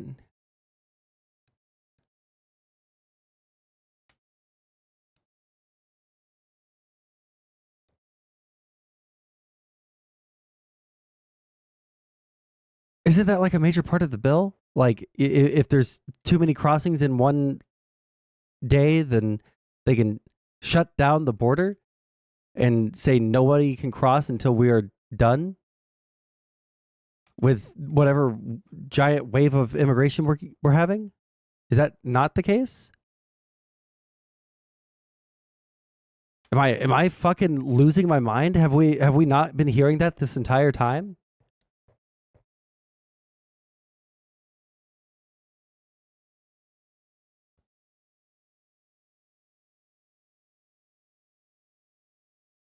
One second. It said that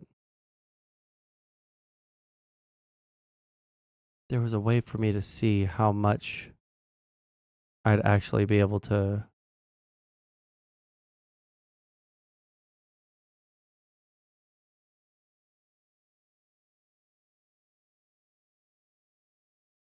That's not what I want.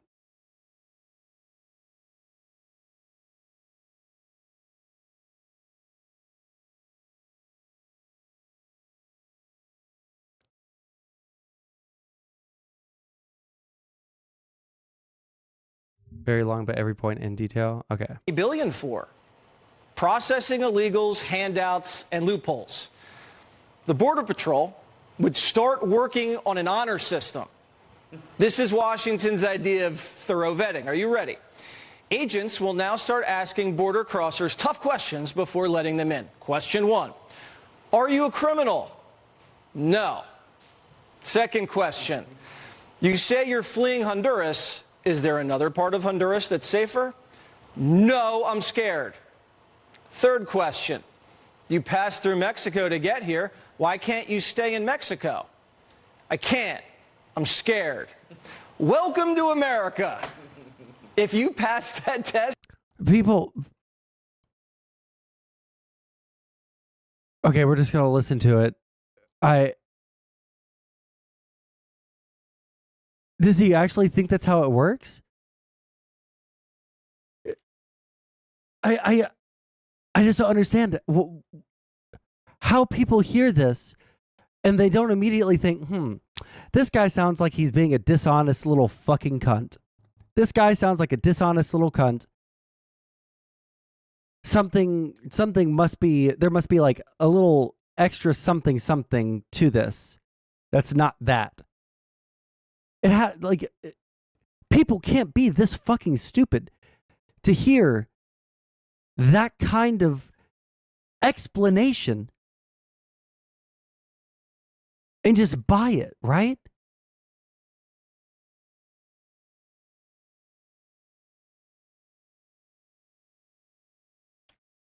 I don't know why I have any faith left in humanity after, the past 8, 9, 10 years of politics. I don't know why I have a single shred of faith in humanity. But guys, people can't actually buy that explanation, can they?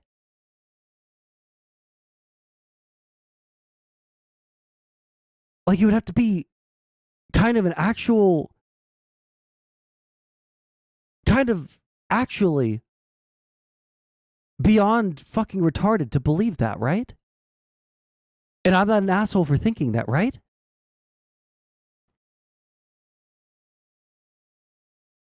You're in. You have asylum. Who gives that test? Well, Biden's hiring thousands of asylum officers to ask migrants the 3 questions. This is a government jobs program that lets in more migrants. And if the migrants answer the 3 questions correctly, Biden hands them a work permit so companies can hire them instead of Americans because they're cheaper. And Nadler can get all the crops picked he wants. Are we going to detain any migrants at the border so we can deport the ones who are too stupid to say I'm scared 3 times? Well, this border bill buys just 15,000 new beds to detain migrants. That's about 2 days worth of illegals we're going to detain. And once the beds fill up in 2 days, they're going to let them go because you can't deport if you can't detain. Biden's border bill claims anyone they can't detain, which is pretty much everyone, they're going to strap ankle monitors to them. We're going to strap millions of ankle monitors to migrant legs every year? What did Paul Pelosi... We don't have millions of people coming in every year. We have millions of encounters. I don't think that anyone wants to actually understand this. I refuse to believe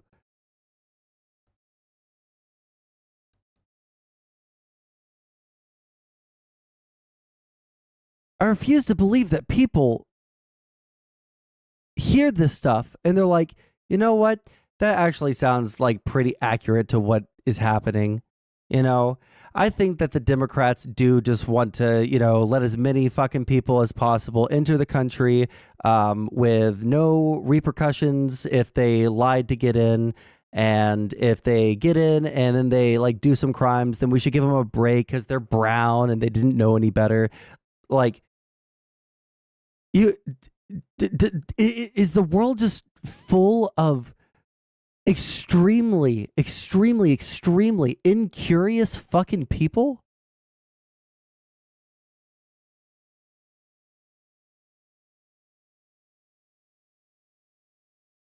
With zero principles?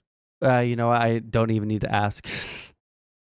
I think by the letter of the law, he's not lying. No, he is lying because our current system isn't even that lenient. Fuck me. Our current system isn't even that lenient. And our current system is dummy lenient.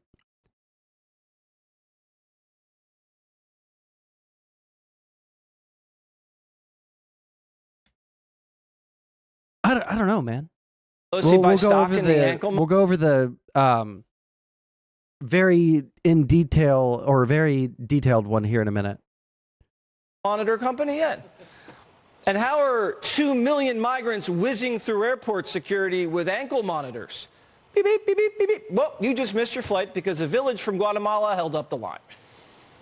Biden's also handing out 250,000 new family reunification visas. That means if you broke into this country and you missed your aunt, uncle, wife, or cousin, they can come in too. They're codifying chain migration.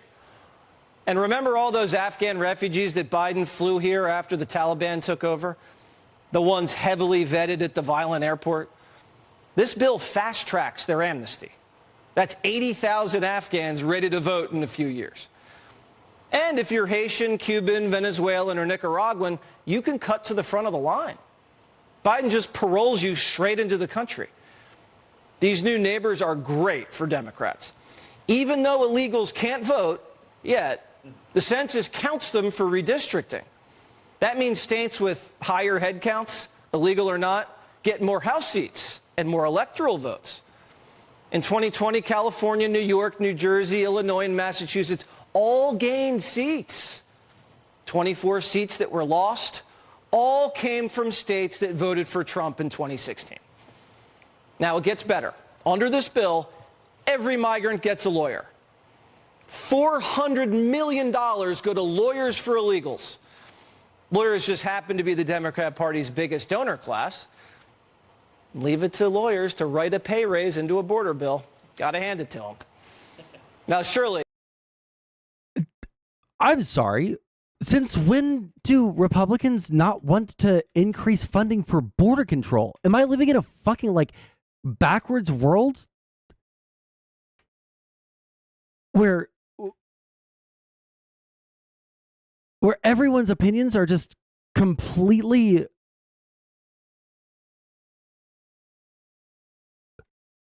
backwards? Democrats want border control, but Republicans don't. Democrats are trying to fund border patrol and, detention facilities, and the Republicans are saying, "Oh, so you want border security, do you?" What the fuck? The bipartisan border bill defunds the nonprofits who've been financing the caravans? Wrong. $1.5 billion go to the nonprofits so they can keep buying the migrants tents, food, and maps. There's also $250 million in migrant reparations. What are migrant reparations? Biden's going to take our tax dollars and pay the countries that the migrants claim they're too scared to live in. So if Biden to do what, Jesse?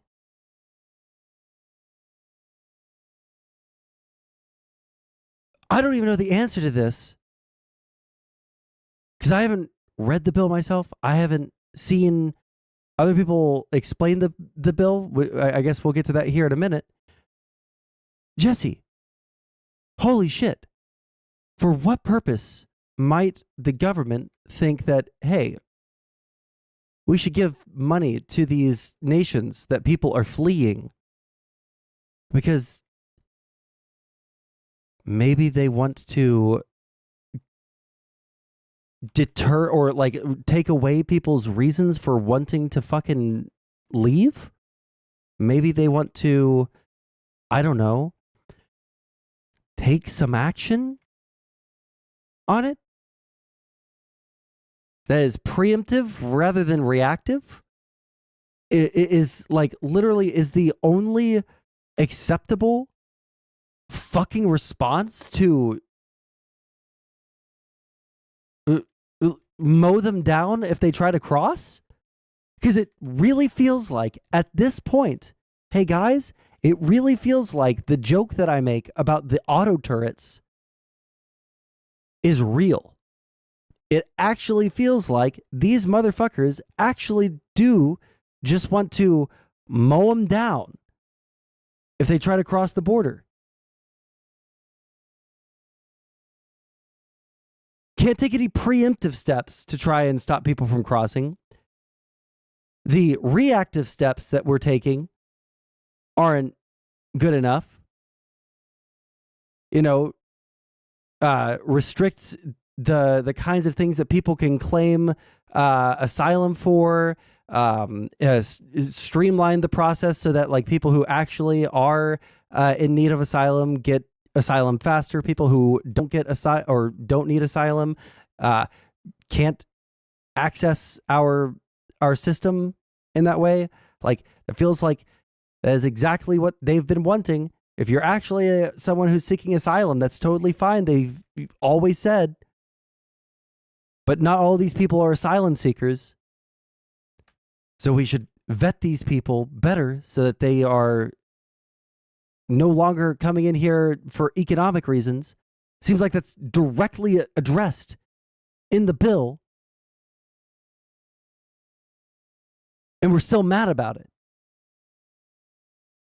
Is there a conservative in chat that can like please steelman the idea that this is not a good border bill? I'm gonna fucking make the biggest fucking grain farm you've ever fucking seen, guys. It's just gonna wrap around. It's just gonna wrap around, dude.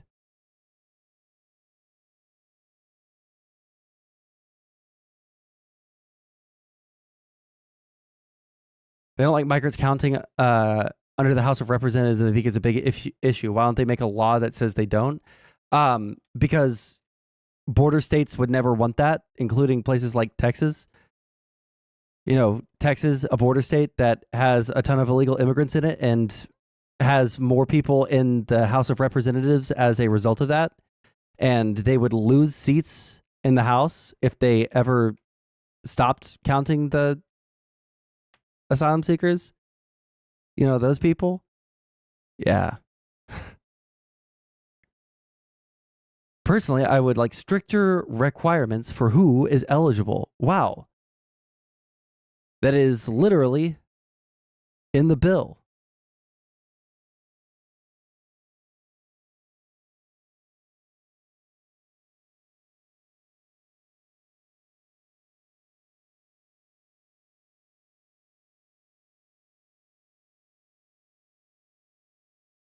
Okay.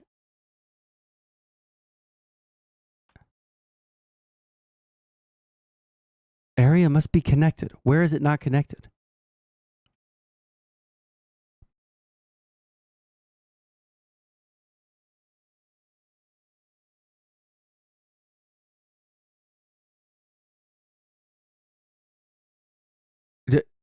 Does anybody see a square here that is... Oh, wait, hold on. I do. Haha! There we go.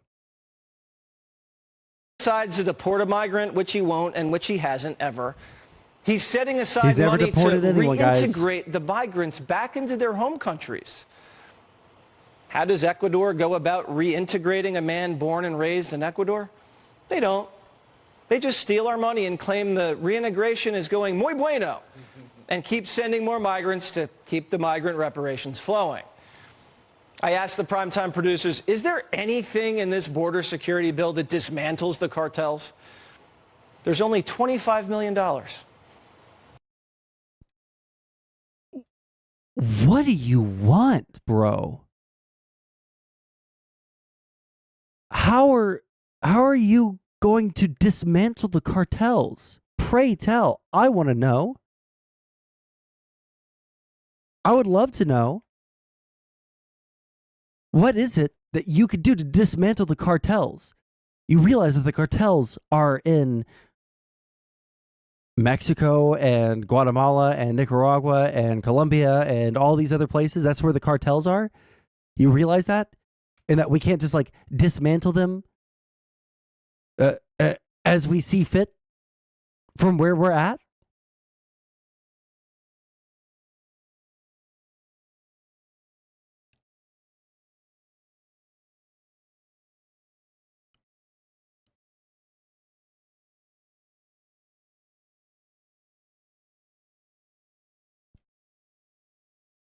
I'm trying to make sense of it, guys. Someone please make it make sense. Democrats are giving the DEA just $25 million to fight the cartels. Lawyers are getting $400 million. Tackling the cartels, $25 million. This is how you know they aren't serious. So we keep hearing about this 5,000 migrants a day and the border automatically closes. Not true. If the Border Patrol averages 5,000 migrant encounters for a week straight, we're not talking about the gotaways, they'll close the border for a little while. But they don't want you to know about the loopholes. They actually never close the border. Migrants will still be processed into the country at ports of entry, meaning the cartels just funnel them to the ports of entry. What about the rest of the border? That's shut down, right? No. Migrants can still show up anywhere along the border, and as long as they claim it's an emergency, they have to be let in. So even when the border is shut... That is international law. So we don't really have that much of a say in it, right?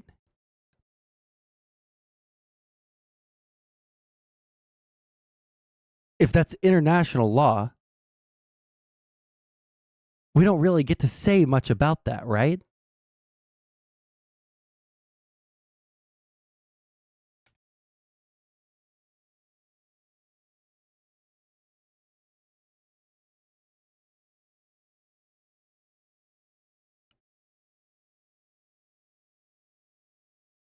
Okay. Is there anything that we have in excess? Okay. There is something that we have in excess. That is this.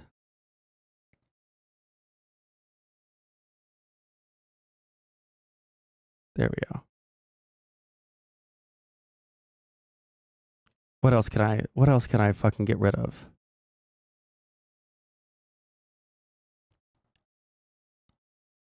I can sell some fish.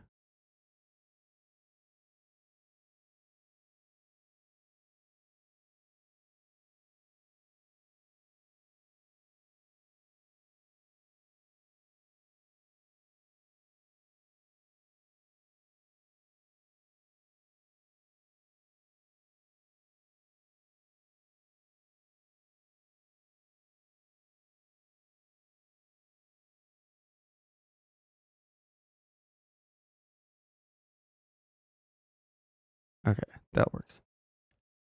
Shut down, migrants can still come in. This means a shutdown border lets in at least 2 million illegals a year. That's more illegals a year than Bush, Obama, and Trump ever averaged. It's like twice as much. Biden's just locking in record numbers. Oh, and if this does get passed, there's a grace period. 3 months until any of these tough border policies kick in. Obviously, the minute it kicks in, someone's going to sue the administration to stop it. And the people who wrote this bill actually wrote what court will hear the motion. It's the most liberal court in the country. The D.C. District Court will hear all challenges to the border bill. The ACLU files a motion, the D.C. District Court agrees, slaps an injunction on it, and we get the status quo. They wrote the status quo into the bill. And the border bill's only $20 billion out of the $120 billion package. $100 billion is for defending everyone else's borders, Israel, Taiwan, and Ukraine. And Schumer says if you don't... Do these, like, dumb motherfuckers just, like, not like America? Like, are we just, like, in full meme mode now? Where if our allies need help, then we're just like, LOL, nah, we're not doing that one there, folks. That's not something that we're interested in helping with here personally. I don't think that that's something that we really need to do because while you might be our friend, we are not going to piss on your teeth to put a fire out. Right? If your teeth were on fire, I wouldn't piss on it. Like, is that America's attitude towards our own allies? Do we have anyone that we actually do like enough to where we would go to like great lengths to help them? Or is that just all lib cuck shit that like no one should ever put up with?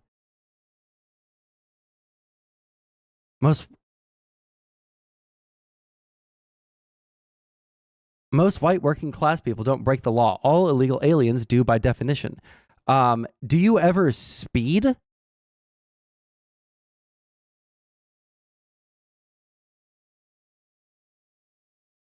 Do you, like, we're talking about like something that is a criminal misdemeanor. If you want to talk about violent crime, we can do that. If you are from an immigrant family, you are significantly less likely to commit any kind of violent crime than a, native-born white person. You don't want to go down the race. You don't want to go down the race route here on this here stream here, partner, because we've had those debates before, and every single time the other person was blown the fuck out because they don't know anything about statistics, like the crime statistics that we're talking about. They pretend that they do, but they have no fucking clue. They don't know because they don't actually care about the crime statistics. What they care about is finding some reason to deport all brown people. That's what their entire fucking goal is.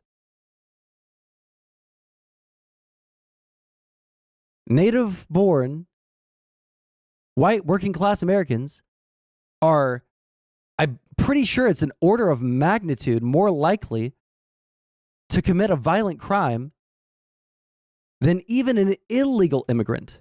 Not to speak to a legal immigrant.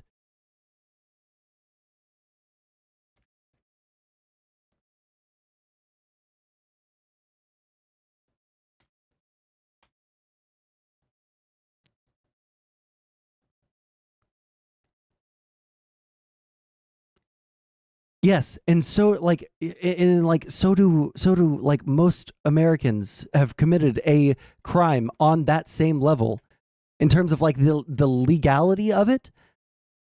A civil offense, not a criminal offense. Sorry, when I said earlier a civil or a misdemeanor criminal offense, I'm sorry, I'm totally misspoke.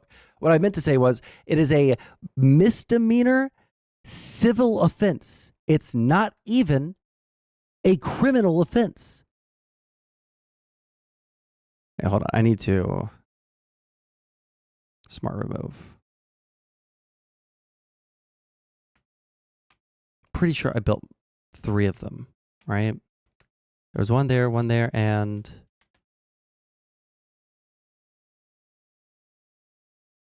oh, maybe I didn't build 3. Maybe I only built 2. Damn. Biden's shipping your sons to war. We're at a turning point in America. This bill is crucial, and history will look back on it and say, did America fail itself? Why is it crucial? Well, if we don't aid Ukraine, Putin will walk all over Ukraine. We will lose the war, and we could be fighting in Eastern Europe in a NATO ally in a few years. Americans won't like that. Well, Americans don't want to go to war, but we won't be blackmailed. There's no way this bill is going to pass. But that's not the point. This is Washington's way of giving itself credit for not solving a problem it created. If you fall for this, you're part of the problem. And when the bill blows up, nothing changes, except the media can say MAGA Republicans murdered border security. Even 60 Burner. Minutes is in on it. After ignoring the border for 3 years, CBS wants to scare and shame Senate Republicans into voting for a fake fix. Watch. So what's the fastest growing group among them? Chinese migrants. Yes, you heard that right, Chinese. We saw large groups, including many from the middle class, come through a 4-foot gap at the end of a border fence 60 miles east of San Diego. The illegal entryway is a new route for those hoping to live in America. This border bill doesn't stop a single Chinese national from rolling their carry-ons into the country. They just answer, I'm scared, 3 times or claim it's an emergency, they're in. And when your biggest enemy sends brigades of people across your border, what do you call that? It makes sense that they're taking people out and sending them up in caravans to the United States. And it's not just South America. It's from Africa, from Asia, from all over the world. Yeah. I mean, from all over the world. From China, there are 28,000 people in the last few months. 28,000. That's what's he doing? Building an army? And they were mostly men, almost all men, from the age of 18 to 25. So what's that all about? I mean, it's almost like China has something on Biden. He could shut down the border tomorrow. He doesn't need Congress to give him additional power. All presidents have had the power since 1952. Title 8, Section 12 of the U.S. Code, hate to read it, but I will. Whenever the president finds that the entry of any aliens into the United States would be detrimental to the interests of the United States, he may, by proclamation, and for such periods as he shall deem necessary, suspend the entry of all aliens or any restrictions he may deem to be appropriate. So the president, who has the power to close the border, says he needs $120 billion so we can close the border? But the architect of the bill says the border never closes? Do you get it now?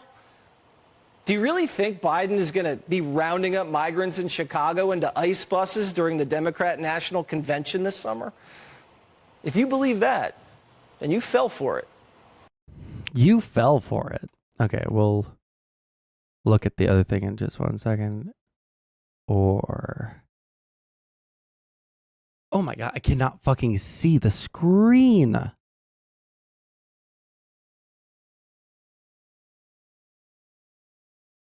Does that make it brighter or darker?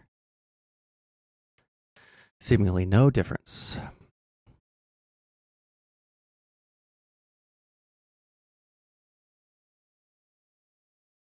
No difference.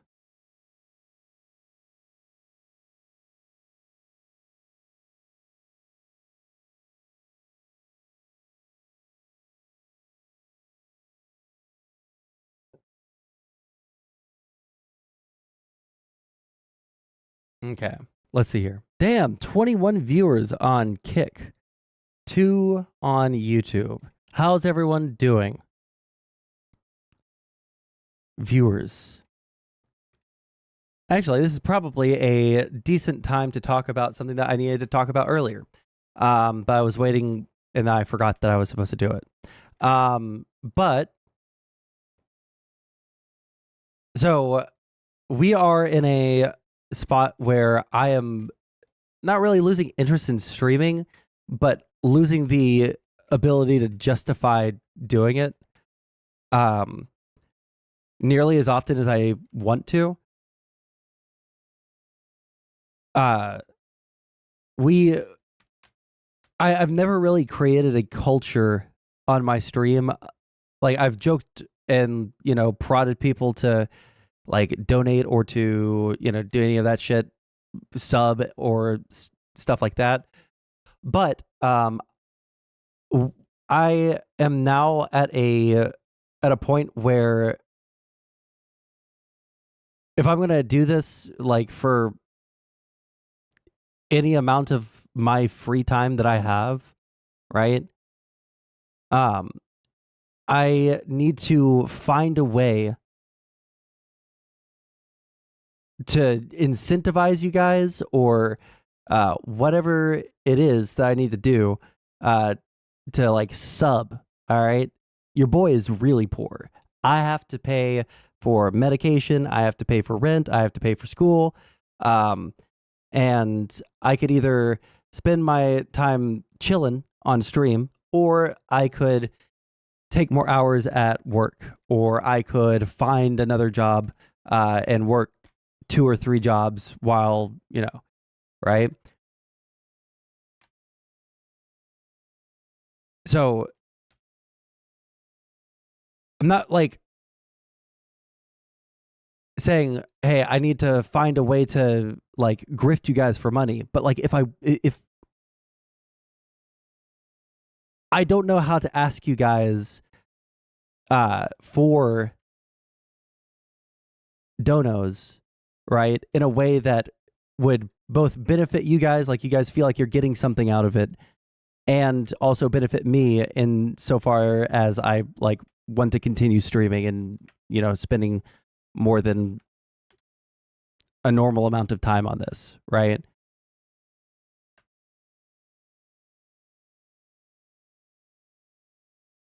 Do I have a dono link that, I should. 1 second. If I go to my Kick, if I go to kick.com. But here's the thing. It's not just a matter of like getting a donation right now. Like, what could I offer, or like what sorts of things would I have to do on stream? Oh, maybe I don't have one. Oops. 1 second. Let me go ahead and add that shit. Stream elements. Okay. Also, I see someone saying some dumbass shit that I want China to destroy us. I don't understand why you want China to destroy us. We need more people. If you pay your editor more, I would donate money. Yeah, true. 1 second. Let me get that dono link available.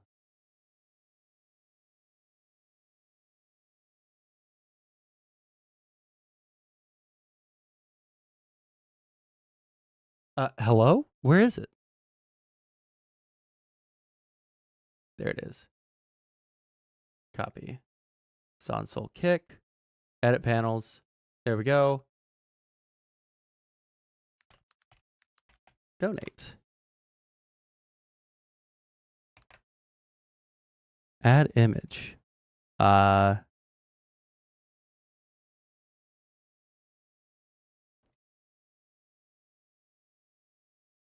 the first image that that showed up when I said add image. So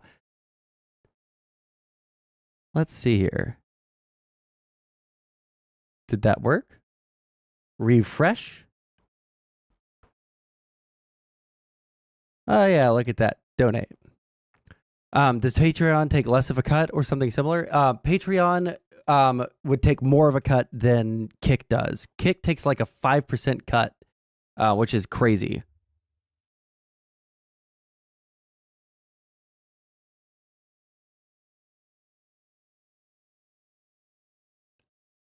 But yeah, like for like the regulars, or people who have been around for a while, like I'm not gonna like beg you guys to donate for nothing, right? What the question is like what do you guys want from a streamer to do? What do you want a streamer to do to spur you to sub, right? Bad Bunny, right? Yeah, see, that's the thing that I would desperately try to avoid with all of my heart, soul, and being.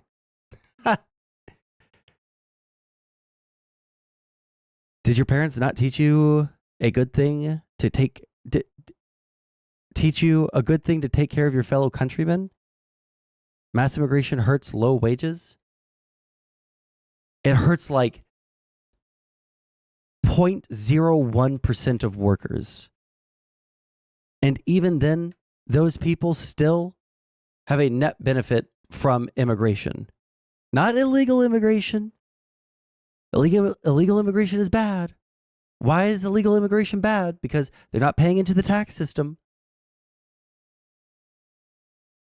In a perfect world, if we wanted to do this whole like good immigration thing, what we would do is we would give all these people asylum, bring them into the tax base, and then everyone would be probably a lot better off for it, you know?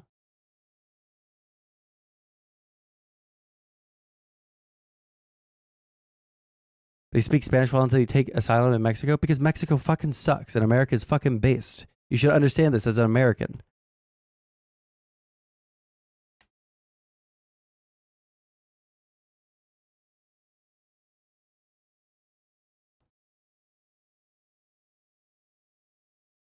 Okay, let's see here.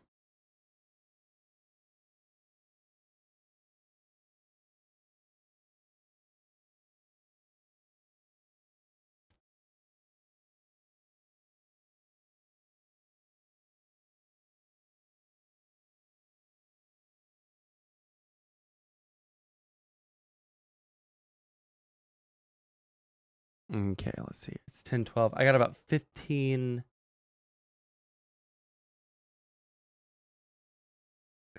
minutes before I have to end stream. Anything else that... Oh.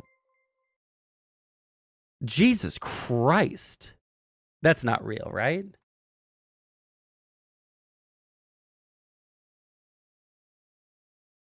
Did someone just donate $173? Jesus Christ. Well, thank you. Holy fuck. That's really, really fucking generous. Fuck me.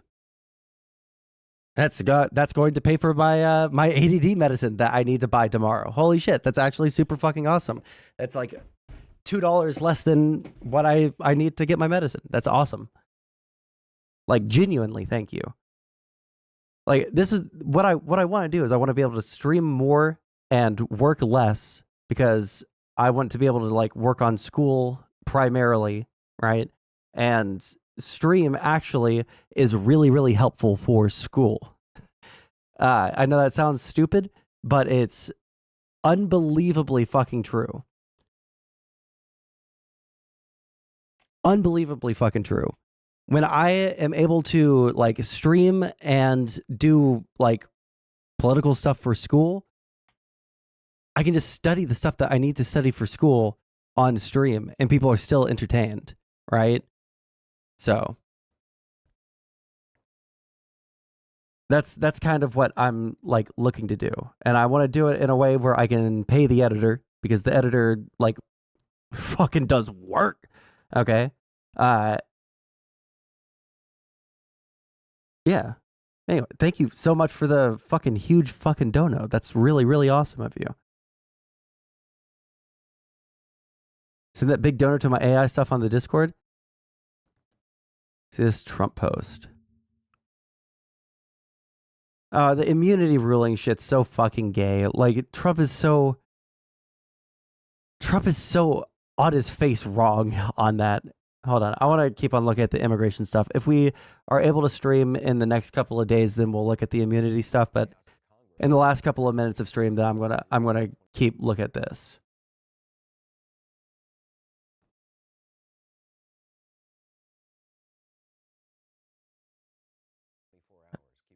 Hello? Of border Dude. legislation they once demanded, with the Senate putting the final nail in the coffin today. Also failed last night in what they tried to do instead, which is impeach the Homeland Security Secretary Alejandro Mayorkas. Hold on. Have you ever watched the movie The Graduate with a young Dustin Hoffman and Miss Robinson? I feel like I just recently watched that. The Graduate. Wait. Yes. Is that the one with the Oh,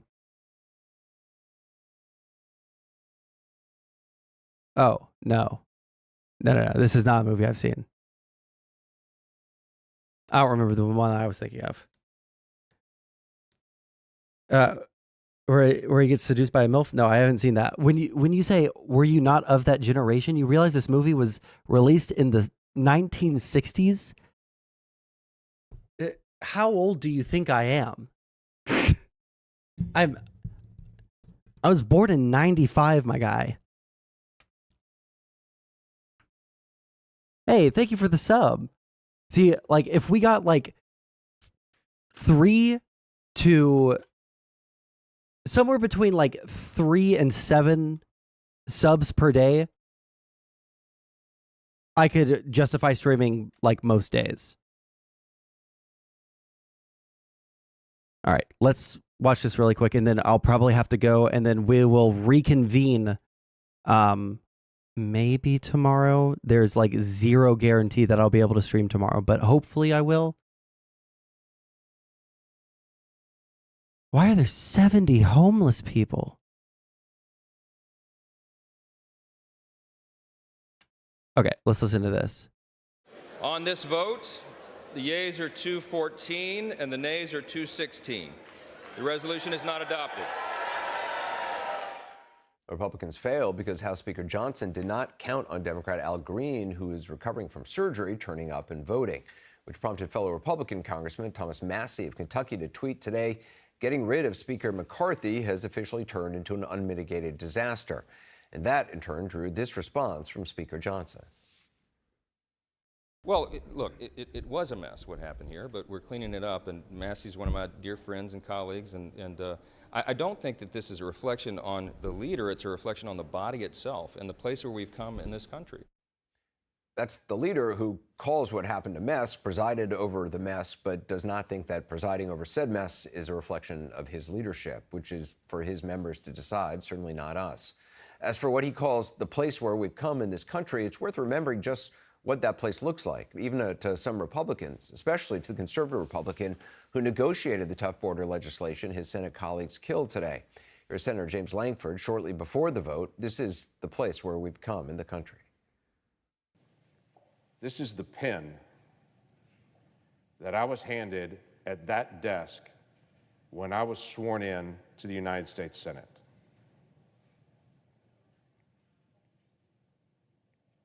And I signed a book that was at that desk with this pen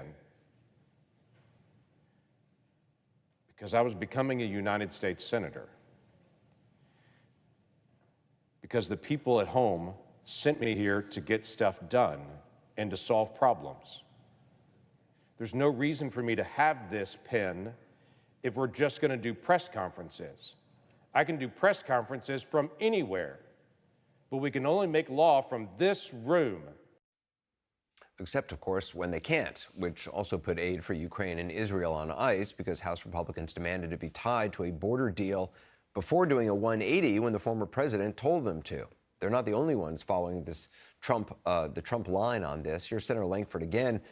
This is the place where we've come in this country.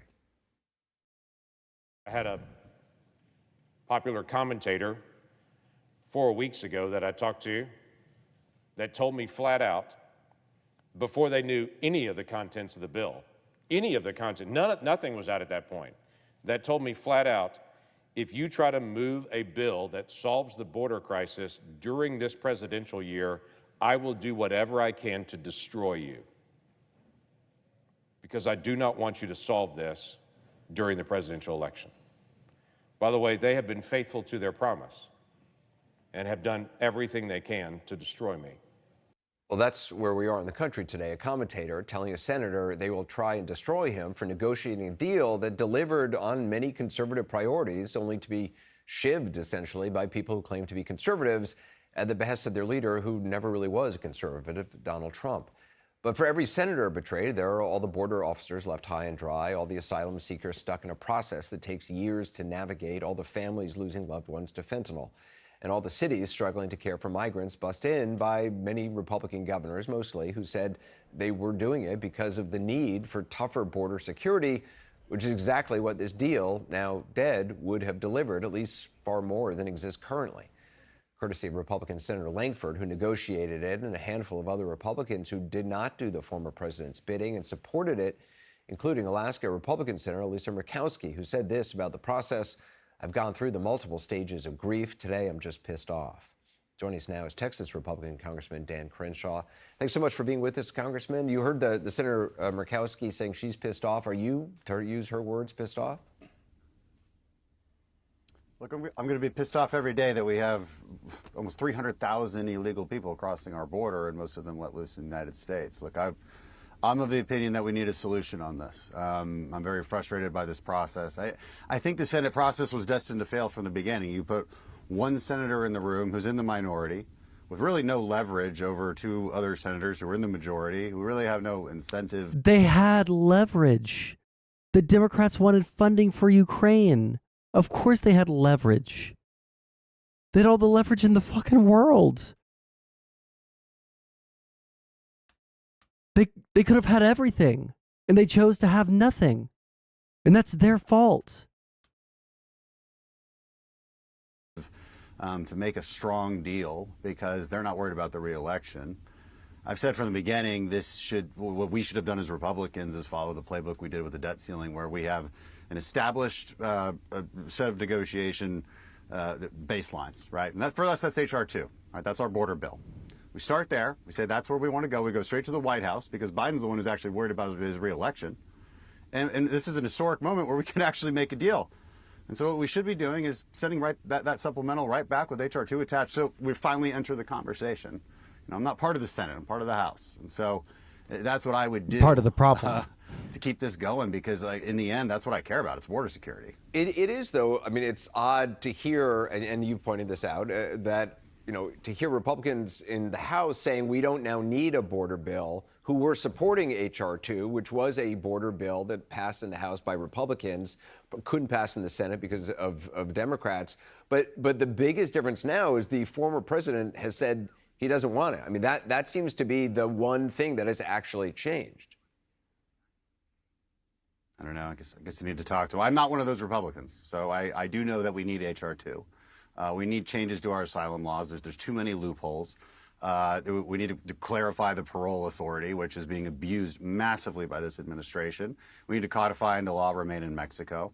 We do need H.R. 2, right? There's immigration laws have not been updated in far too long, and they've been exploited by the cartels, by people just looking for a job, but exploited nonetheless and cutting in front of the line of millions and millions of legal immigrants. So we absolutely need I'm not one of those Republicans saying we don't need changes in law.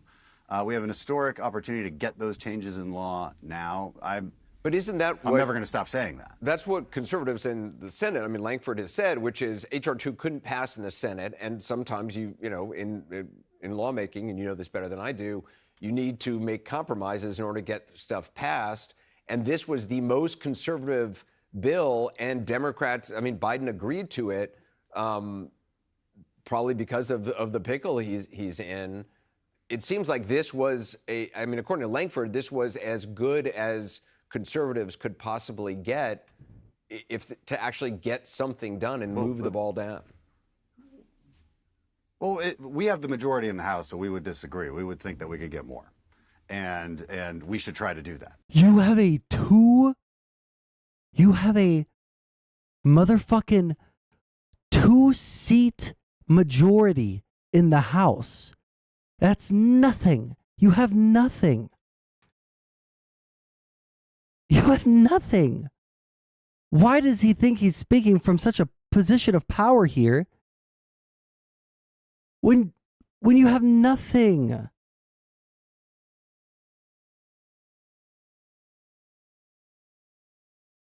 It's a 2-vote majority in the House, and you have the minority in the Senate.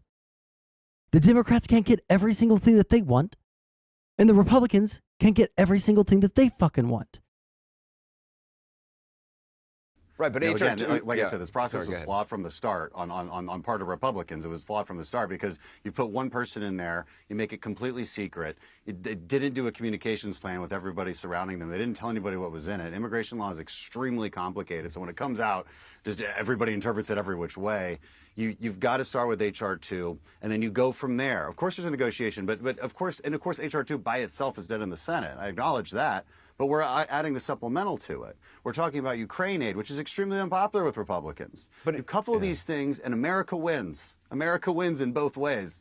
But So it does seem like that's still my goal. I mean, I understand your focus is on what happens in the House, but as Langford said, a commentator said to him, I'm going to go after you if you try to do anything that solves any border problem in an election year. I mean, the elephant in the room is the former president who doesn't want, it seems, anything. I mean, he said it has to be a perfect deal. No deal that can actually get through a democracy, a Senate, can be a perfect deal.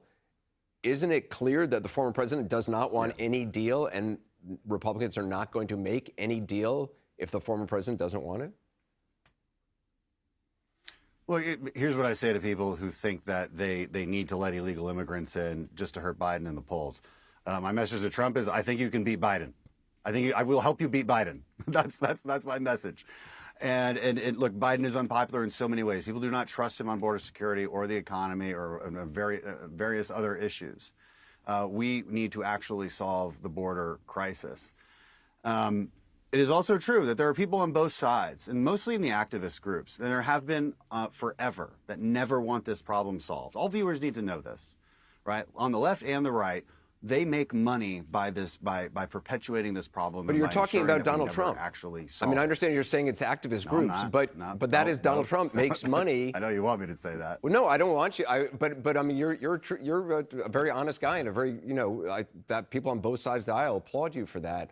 He has put his thumb on the scale on this, and I understand the activist groups who have agendas and make money off this, but he's making money off this, and he's running an election. I mean, this is perhaps a winning issue for him, and he does not want improvement, despite all the talk of fentanyl, despite all the talk of national security issues. He doesn't want a deal. I mean, look, you'd have to ask him. You'd have to pull a quote from him that I can respond to. I don't. Right, but lots of people in the House have said that. There's a lot of Republicans in the House who supported H.R. 2 who are now saying, well, we don't need any border deal at all, and the only reason they're saying that is because they're wrong. Look, and I disagree with them. I disagree with them in conversations today on the floor. I'm saying, and I said, look, if we didn't need new border laws, why would we pass H.R. 2? You know, Trump needed new border laws when he was president. He needed laws changed.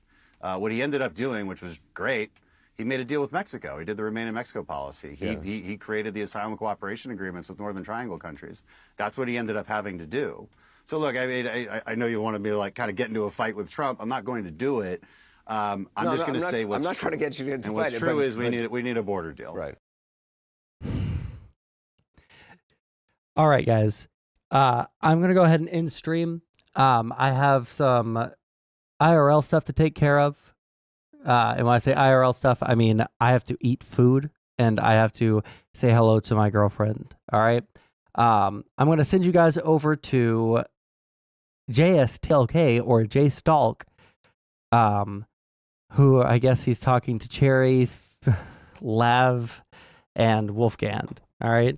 But hopefully tomorrow I'll be able to stream again. We'll see if we can't rehab the conversation about the stuff that I was talking about earlier about like what incentives I can give you guys to actually like donate and shit. Because I don't want to just do it and like beg when I'm, poor, right? I'd like to actually like provide something to you guys or see what sorts of content you actually want. All right. Is your girlfriend hot? Jesus Christ. Okay, guys, go on. All right. Rating into J-Stock.